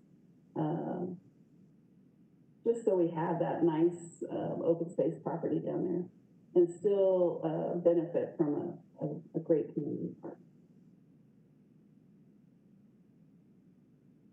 There's a special use park designation on a piece of property that is located near the intersection of Quincy and Buckley. If you're familiar with this area, this is the Lowe's. It's a fairly good sized piece of property. And it could be things like a special use park would be basketball, it could be tennis, pickleball, field house. It could be indoor, outdoor facility. And depending on what the neighborhood and what the city could afford, it could range in cost between $5 and $20 million, depending on if you built a structure on that.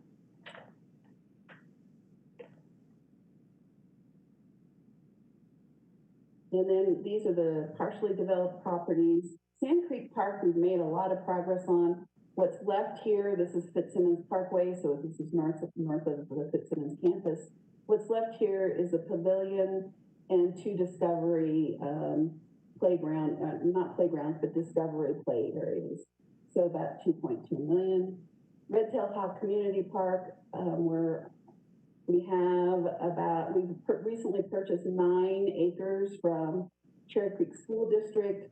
There is about 18 acres left to be developed. And this would include, the master plan includes synthetic athletic fields. These could be synthetic, skate park. And again, you would be looking at about 11.5 million, depending on what is put there. Median landscape. If you look at this diagram here, you can see what is landscaped, what's partially, and what's undeveloped. We receive approximately $700,000 a year right now, upwards of 1.2 million in the future. We can develop approximately 1.5 to 3 miles of landscape in that budget. There is 40 miles remaining of undeveloped or partially developed medians. And so that would be looking at 14.5 million. And then Aurora Sports Park improvements. The area that we're talking about that's still undeveloped is this little portion here, this little square here. And so that could be parking, additional parking. Parking is challenged out there. 300 new parking spaces. We certainly could benefit out there from a secondary entrance. There's only one way in and one way out on Colfax. And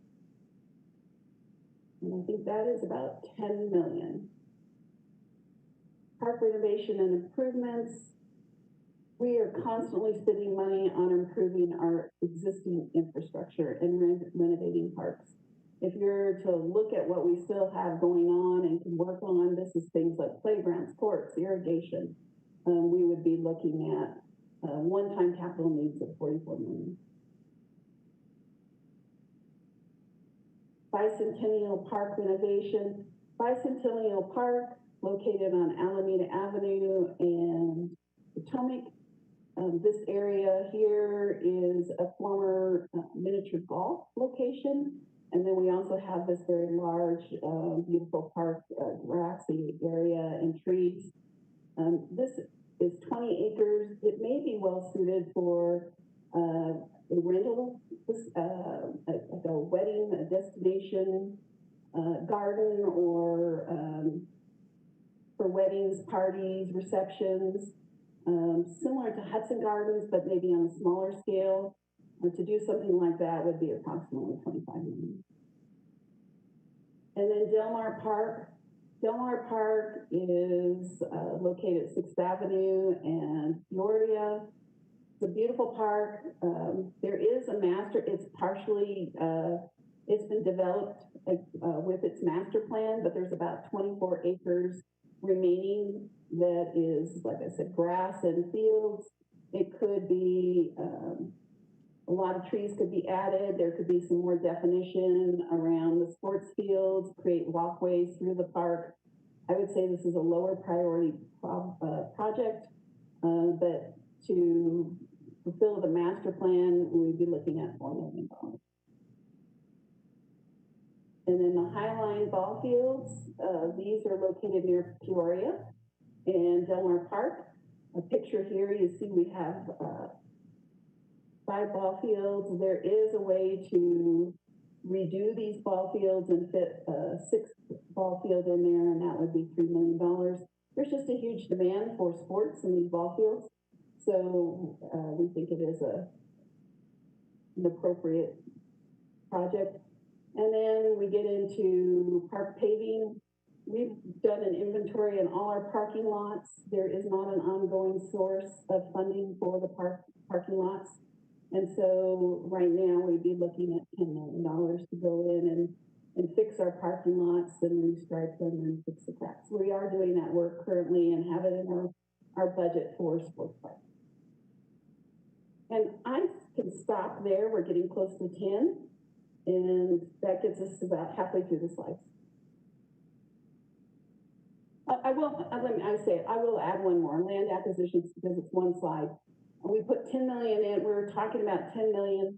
This is really to identify properties in the northern part of town, primarily northwest Aurora, where we could identify properties and park lands that would fill, that we could develop and improve the equity in our park system. And next year, we put in our budget, or we're proposing in our capital budget, a park master plan, and that will include an equity plan to look at gaps and deficiencies in our system across the city. And then I'll stop. Thank you. Questions? I have one in that, or two. One is, you mentioned trees in Delmar Park. I think anywhere we could put trees, I would assume that not only is it beautification, but I would think that it would save us in terms of irrigation. I would agree. In Delmar Park, I would also look there. We would also look there at converting some of those areas into native grasses where we have those trees. Okay. It is one of our bigger water consumers. And is there any value to, somebody was trying to pitch me artificial turf today. Is there any value to that on a sports field?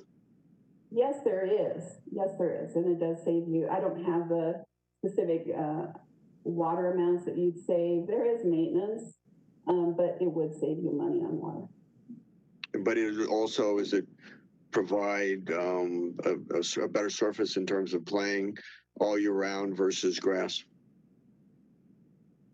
It certainly extends the athletic season where, yes. Okay, thank you. Further questions, comments? Mayor Coughlin. Councilmember Murillo. Councilmember Murillo. Thank you. And thank you for the presentation, Brooke. A couple of things. Delmar isn't in my ward, but I know a lot of my constituents visit the, it's just on the other side. So I think it's technically in 3. But I would love to see what we did with Utah Park happen with Delmar Park. I mean, it's completely transformed the usability, the connection that the community has with the land and that park specifically. And it's a higher dense area, Ward 1. So, I mean, in terms of priority, I know it's not in my district, but I personally think that there could be a lot of benefit there. Just in terms of us trying to get back into the community, trying to engage with one another. And I certainly know that this would take a long time, but I've just been impressed and amazed at the transformation that the Utah Park has seen. It looks nothing like it used to. And I definitely would want that for my constituents. So just urging a little support there. And then second, really excited to hear that you'll be conducting kind of a mini equity plan. I've been pushing for years for the city to take on an equity plan. So this could be kind of starting those conversations. And I have a couple of constituents that I'd love to connect you with, kind of talking about like social determinants of health as it relates to our planning processes and specifically Parks Pros Department. And we know when I was on the committee 2 years ago, I believe, we found that there was actually a deficit of park space in Ward 1. So I'm really happy to see that data, we're using that data to help inform that strategy. I would offer comments around any potentially closing Aurora Public Schools in the area. I can't think of any other like potential swaths of land that could that wouldn't cost an arm and a leg in today's market. That could be potentially a space for us to look at land acquisition. And to me, there's a dual benefit in preserving, having more park space and preserving community usage of a specific land. And an example of, another thing we might explore down the line was in Gloveville, Elyria, Swansea, when one of their schools closed down. They they turned it into a park and kept the building as a community center, not a recreation center, but a community center for different organizations to, nonprofit organizations and such. So, just throwing that out there as another way to potentially adaptively reuse essential space that we might. Further discussion?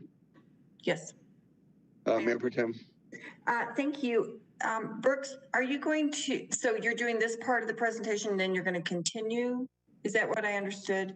Yes, there's about another 25 pages. Yeah, I know. And it will be open, and it's quite, I will say it's less glamorous. It's going to be the maintenance facilities and it's the open space. Right. The open space is really cool, but yeah.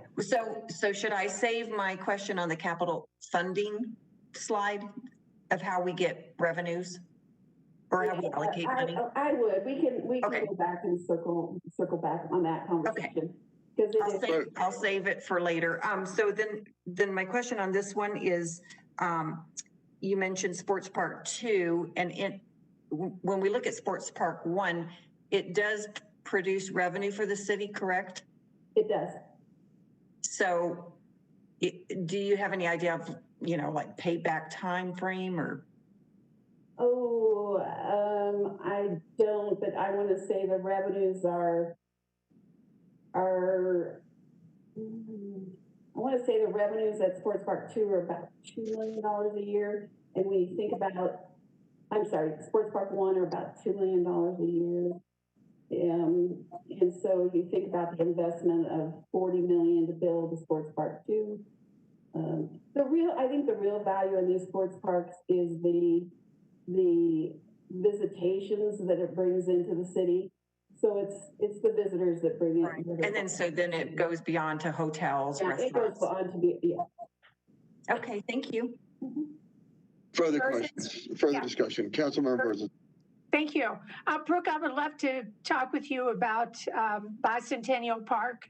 And I know Del Mar has had a huge, probably 2 years of community input to come up with their master plan. So, when we talk about Bicentennial, let's go over that too. Because it's probably one of the highest used parks in the city. It is packed all the time. It's a busy park.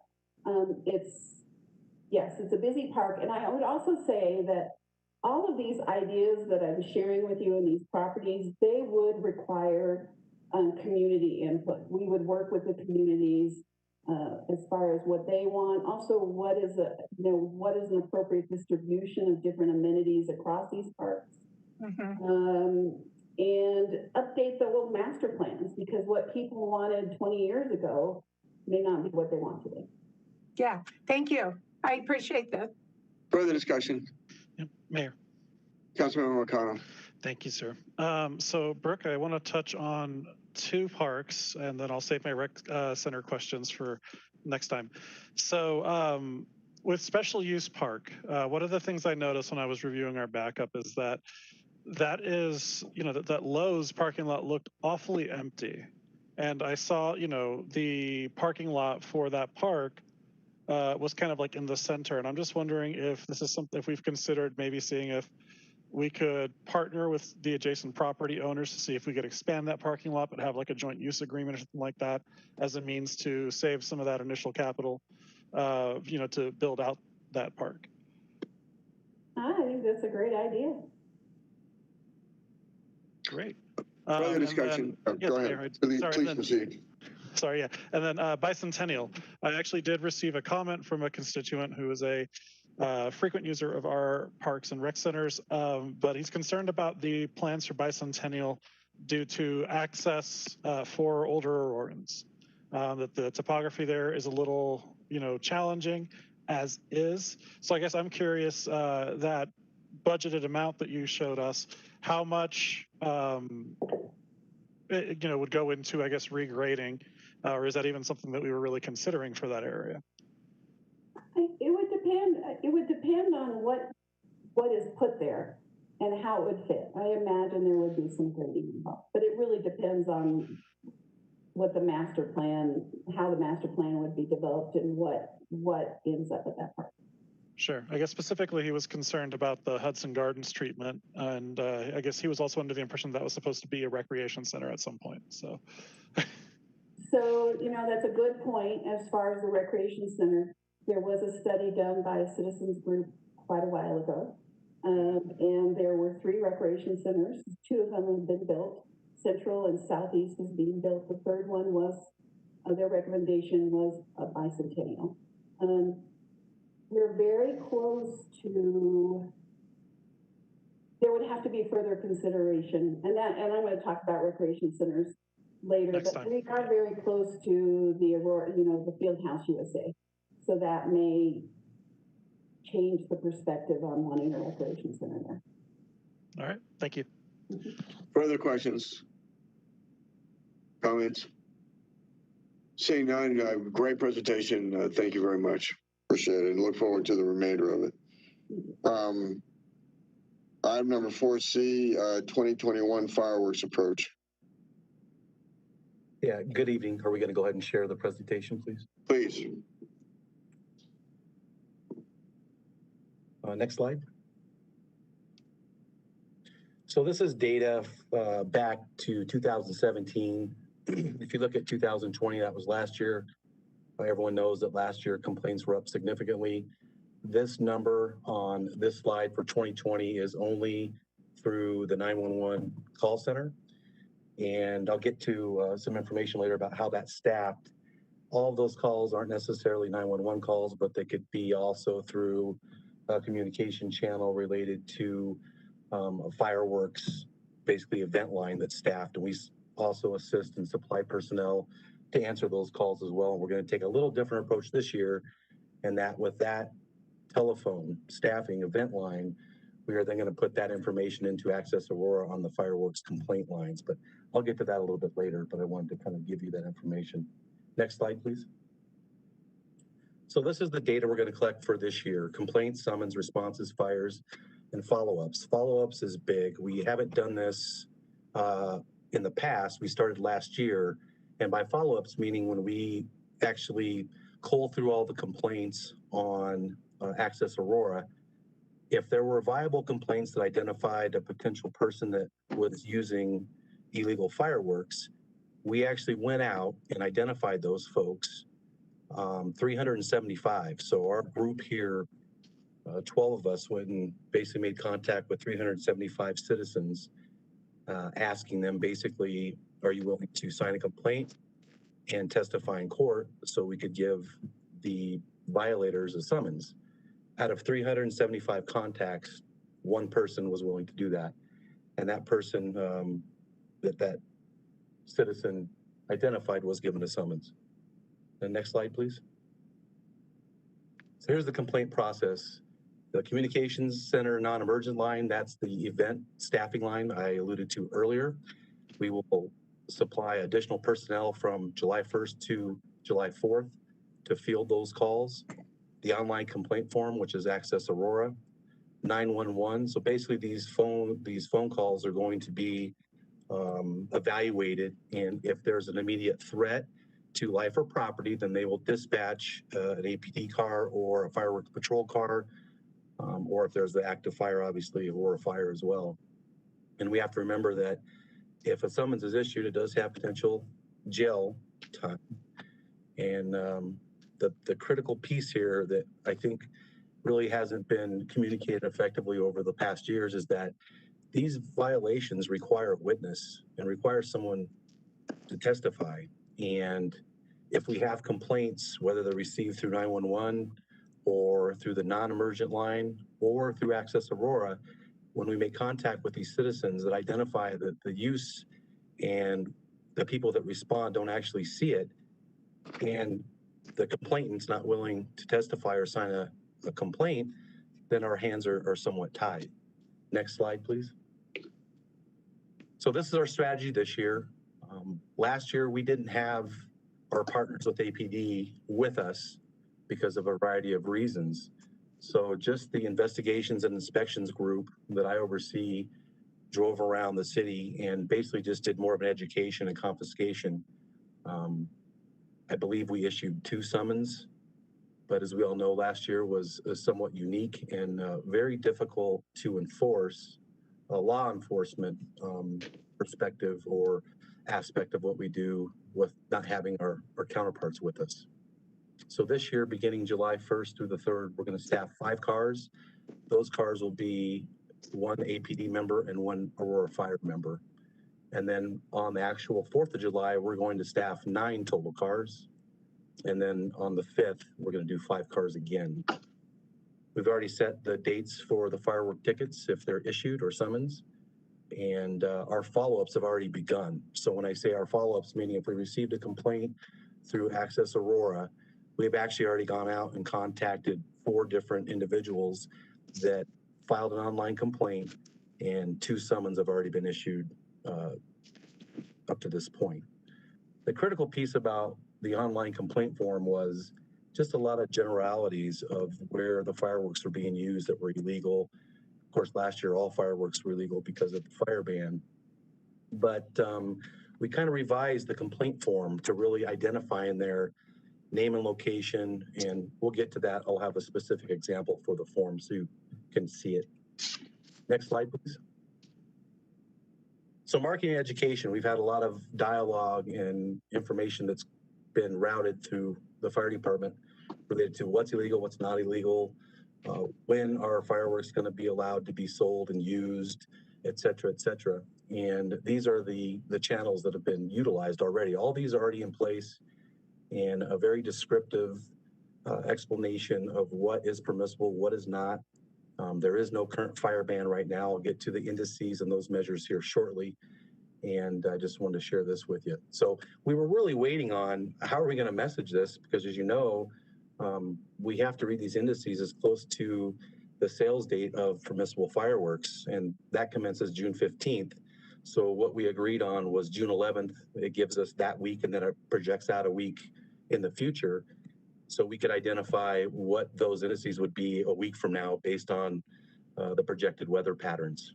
So even as of now, it was really great that we got some rain last night, but leading up to even this week, the indices are all within the threshold that would not require us to implement a fire ban. Next slide, please. So contributing factors last year, I've already alluded to a fire ban. It was the driest summer we've had in many, many years. Governor Polis initiated a statewide fire ban. The other thing that's critical was there was no July 4th spectacular show last year because of COVID. This year we are doing the fireworks show. It's going to be kind of a pared down event in that there's no entertainment. People will be allowed on the Great Lawn out front. We will be shooting off fireworks, or a vendor will be shooting off fireworks over at Bicentennial Park. So a lot of other things have to go on this year compared to last year, which anecdotally, I believe that the illegal fireworks will be pared down somewhat compared to last year because there was no show and there were no permissible sales allowed in the city. So allowing the fireworks based on the indices I mentioned earlier, the FM 1000, the ERC, which is the energy release component, and the U.S. Drought Monitor. Those 3 things are measured weekly. We've done it for years. And if those fall below a certain threshold, then we have basically a requirement to either implement a stage 2 or stage 3 fire ban, depending on how dry and what those are. And I can go into more detail about those measures. I put all of those definitions in the appendix. If you want to look at them further, or if you want me to explain them, I certainly can do that. Next slide, please. Kind of went over all this last year. Brush and grass fires were up 53%. It was the worst wildland fire season in the state. 75% of the state was in a severe drought. And we also had the wildland team deployment all over the state and in some cases other states. So it really was a multifaceted, and then we had COVID. So last year was a very difficult year, and just providing some explanations why I believe, and the fire department believes, it was such a chaotic year related to illegal fireworks usage. Next slide, please. So here's the online complaint form. We've already started education efforts in June, engaging the community, and here's the specific complaint form. So it's very specific: witness, complainant, contact info. Who are you? Who's complaining about the fireworks usage? The location. You can even attach photos or video, and a box for if you know who the name of the person is, home address, vehicle description, license plate, and then the last piece, which is critical, is are you willing to sign a complaint and testify in court? And that box needs to be checked. Any of these complaints that are filled out and have that information, we will follow up with them at their home and follow through with them. We did last year. Like I said, 375 folks we contacted after, and we've already started it in June 1st of this year, of really trying to get out ahead of it and being proactive and really looking at different ways that we could make this a safer 4th of July for everybody. Next slide, please. And that's the conclusion of this, but can you go to the next slide, please? I just want to share a couple more pieces of information. So those are the fire ban measures. Basically, it's fuel moisture content, and they're measured in 3 different categories: 1,000, 110, 10 being a smaller diameter fuel, 1,000 being a larger diameter fuel. And once those drop below 12%, that's when we have to become concerned about the ERC, the energy release component, going up, which is more fuel, more energy is released, which creates more British thermal units and becomes more problematic when the fuel moisture is dry, if that makes sense. Contact the University of Colorado Boulder weather stations. Really put a lot of research into this so we could be really informed. And instead of just having this one indice, then we expanded and went into the actual drought index for the United States. And then also we take into consideration if there's surrounding counties that are in a fire ban as well. Next slide, please. Next slide, that just goes into more in depth about the measures. Next slide. And that's kind of what the map looks at, that we look at every month, or I'm sorry, every week. It kind of identifies the areas that are drought. D0 through 5 are the measures. Believe it or not, we were actually at normal 2 weeks ago. I will take the measures again this Friday to continue to monitor that. Can you go to the next slide, please? And next slide, I want to get to the next slide, the messaging component. Next slide, next slide, next slide. One more. There we go. So these have all been implemented, and I know we got some information or some questions last week about what are we doing to educate the community on what fireworks are legal, which ones are illegal, when you can use them, what could possibly be the penalties. So I just embedded these in this presentation so you all could see the messaging that's already started, and will continue to go on. Next slide. That's Twitter. Additional slide, please. The AKCRT email newsletter, and one more, I believe. Oh, you just went one past, and then the one fireworks message. Can you now share the other document that I uploaded in the backup, please?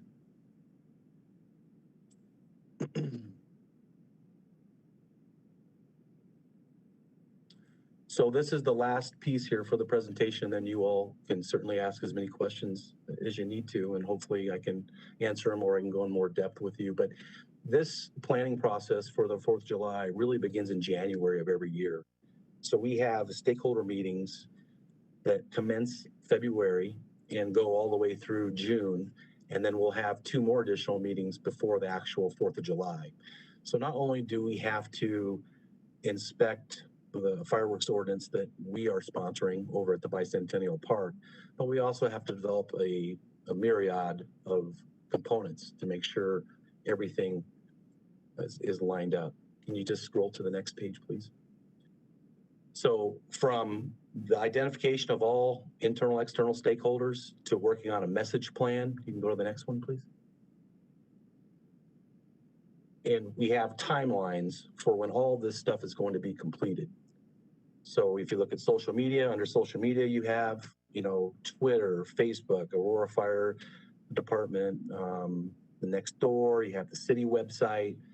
You can scroll down. And then message boards, you probably have seen them already. We've already placed them throughout the city that identifies certain fireworks are not permissible, that leave the ground or explode, and the fine's $26.50 potentially. And the signs they'll also be utilized on 470 as well. If you can scroll down, please. There's the example of the slide. So each stakeholder group that we meet with beginning in January, we segment all of these things out, and everyone has basically responsibilities, and we tie it all together. And I mean, from the enforcement approach that you saw in the presentation, that's in here. If you scroll down a little bit more, please. This is the actual staffing for the day for APD. Scroll down. Keep going. Yeah, go ahead and go all the way down a little bit further. Yeah. Thank you. Okay, I'll stop right there. So all of this work, thank you. All this work really is to build and develop what's called an incident action plan. So once we get all of those components figured out, staffing's figured out, messaging's figured out, the communications plan, all of those things, then we build an incident action plan for the actual July 4th. The incident action plan covers everything that possibly could happen, and then also allow for what's called an expanding incident if it becomes larger or something catastrophic happens. So the reason why I wanted to share this document with all of you is that this planning process for the 4th is very systematic, it's detailed, there's a lot of work, a lot of stakeholders that are involved, and we'll continue to try to refine this approach so we have a productive and safe 4th of July. And the difficult thing is really those measures in the fire ban, and Aurora Fire Rescue has the authority, even with the ordinance, to implement a fire ban based on those indices that I discussed earlier. And it's critical that we're consistent with that. And we have been very consistent with the measures. They've never deviated from if they don't fall within those guidelines. But having a timeline identified of when we could allow the vendors to start setting up tents and go through the temporary use permit process was very difficult because it could take them 3 to 4 days to set the tents up for the sale of fireworks, but the indices might not allow that because it's too dry. This year, things worked out for everybody. The indices were within measures. We got everyone through the temporary use permit process. We also have an operational permitting fee that was instituted this year. That's $500 per tent. And then of course the sales tax that will be generated from that as well. But yeah, the indices were big and we needed to have a hard, fast date on that, and June 11th is it. Lastly, and in closing, before we take questions, other data that we're going to be collecting from this Access Aurora complaint line is we're going to start developing heat maps and identifying problematic areas. So then not only can we have a focused approach with enforcement in those areas, but it gives us great data for future evaluation. So that concludes my presentation for the planning process as well as the past historical information. Are there any questions that I can answer? Mayor? Questions? Mayor Pro Tem. Well, first I want to say thank you. I know you guys put in a lot of work, like you said, since the beginning of this year, to analyze all the components that go into determining if there's going to be a fire ban, how dry things are, and I really want to commend you on the educational campaign, because I know there was confusion in past years, and so I appreciate that. My one maybe suggestion is on the placard, the E471, where you highlighted some fireworks are legal in Aurora June 15th through July 4th. Is that the sale is during that time, but not the use? The sale and use from June 15th to July 4th. Okay. It is the use. Okay, I was thinking it was one or the other. So, okay, that was my question. Thank you. Further questions? Berzins? Councilmember Berzins. Thank you. Yeah, you gave this at Public Safety, and it was good to hear it the second time. I'm sitting here listening to fireworks go off in my neighborhood. Fill out Access Aurora complaint form. We'll be there tomorrow. No, I won't do that. But I did like the heat map thought. I think that will add a different dimension as to what you're doing and how you're going to track things down. So, Thank you. but I want to say thank you for the presentation and all the hard work. Thank you. Appreciate it. Further discussion, questions? Mayor Kaufman. Councilmember Mario. Sorry, Angela, I beat you right to the punch on that one. Just real quick, I think, I mean, it was like firework Mageddon last year. It was crazy to drive around and just see the fog and the haze. I mean, I couldn't even just see a couple feet past me. So I don't think anything could have been done about last year. And I think there was a lot of pent up frustration. So hopefully that was an anomaly and that we can kind of return back to more stability. And I really appreciate the city and the fire department taking a really strong proactive approach. I think inevitably, I too am listening to fireworks being popped off just nearby. And so I think inevitably people are going to light fireworks, and whether or not people feel comfortable reporting them or not is a entirely different, I guess, consideration. My thought is, are there any self-help opportunities or options we might be able to support our constituents with? What I've heard is proactive enforcement, and what our plan is to kind of manage the volume. But again, we're not going to be able to control or stop people from doing it. We know that we have a lot of folks who suffer from PTSD. I'm particularly sensitive with having the VA in the district and just having a strong military presence.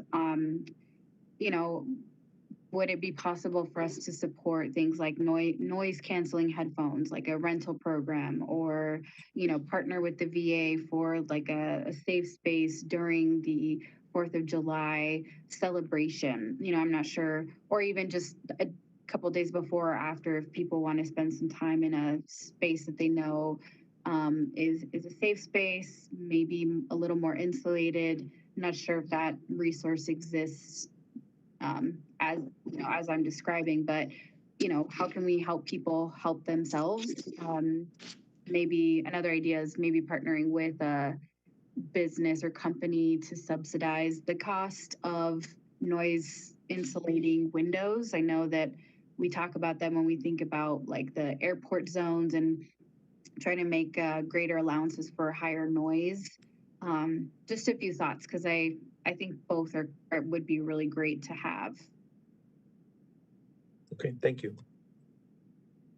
Further questions, discussion? Mayor, I just had a question. Councilmember Lawson.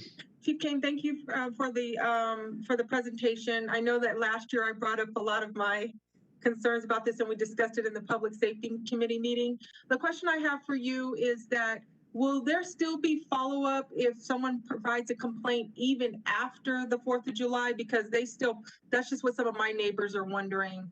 Yes. Would those efforts still continue? Because Yes. people still pop firecrackers through Labor Day, whatever. But I just wanted to know if that could still continue with the follow-up. Yes. Okay. So last year our follow-ups went into September. Yeah, so we just continue. If we get a complaint on there, we will certainly follow up and contact the citizen.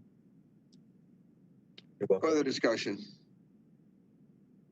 Seeing none, thank you very much for the briefing. Appreciate it. Thank you.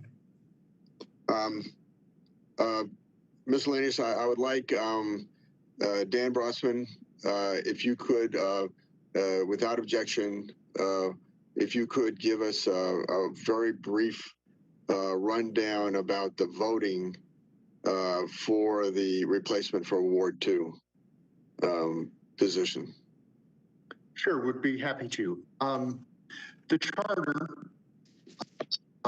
section 3.7 and section 54-4 of the code talk about council must appoint a replacement within 45 days of the resignation in this case.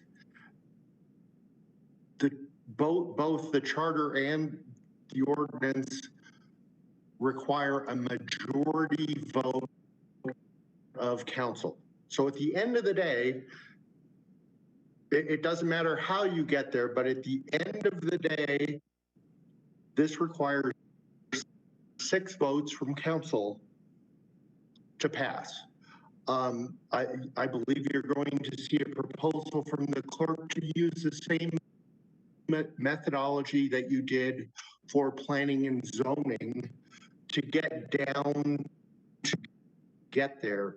The only real requirement of the charter, the ordinances, and your rules is the final vote. And I know there have been a number of questions of what happens if we get to a tie vote at the end. It's now possible. This is a motion, the mayor votes in this, you could get to a 5-5 vote. And again, the charter, the ordinances, your rules, your council rules don't talk about how to resolve this. So it's solely by agreement. There's no case law, there's no guiding force out there. This is up to council how you're going to solve this. You could draw lots. If this was an election, the charter actually has a provision for council members if there's a tie vote. It goes to drawing lots. You can do that if you want. You can have another system if you'd like, but at the end of the day, it's council's agreement on how you're going to resolve a tie vote if that actually happens. So that would be if there were 6 members, that we were deadlocked and there were 6 members. So that's what I have, Mayor. Okay. So if we were deadlocked and we had, and we were deadlocked but you had 6 members to decide that we wanted to flip a coin, they could do that. That would be the rule then going forward that would make the decision. Am I correct? Okay, you're muted. Correct. Okay. Are there any questions? Seeing none, thank you, Mr. Bossman. Appreciate it.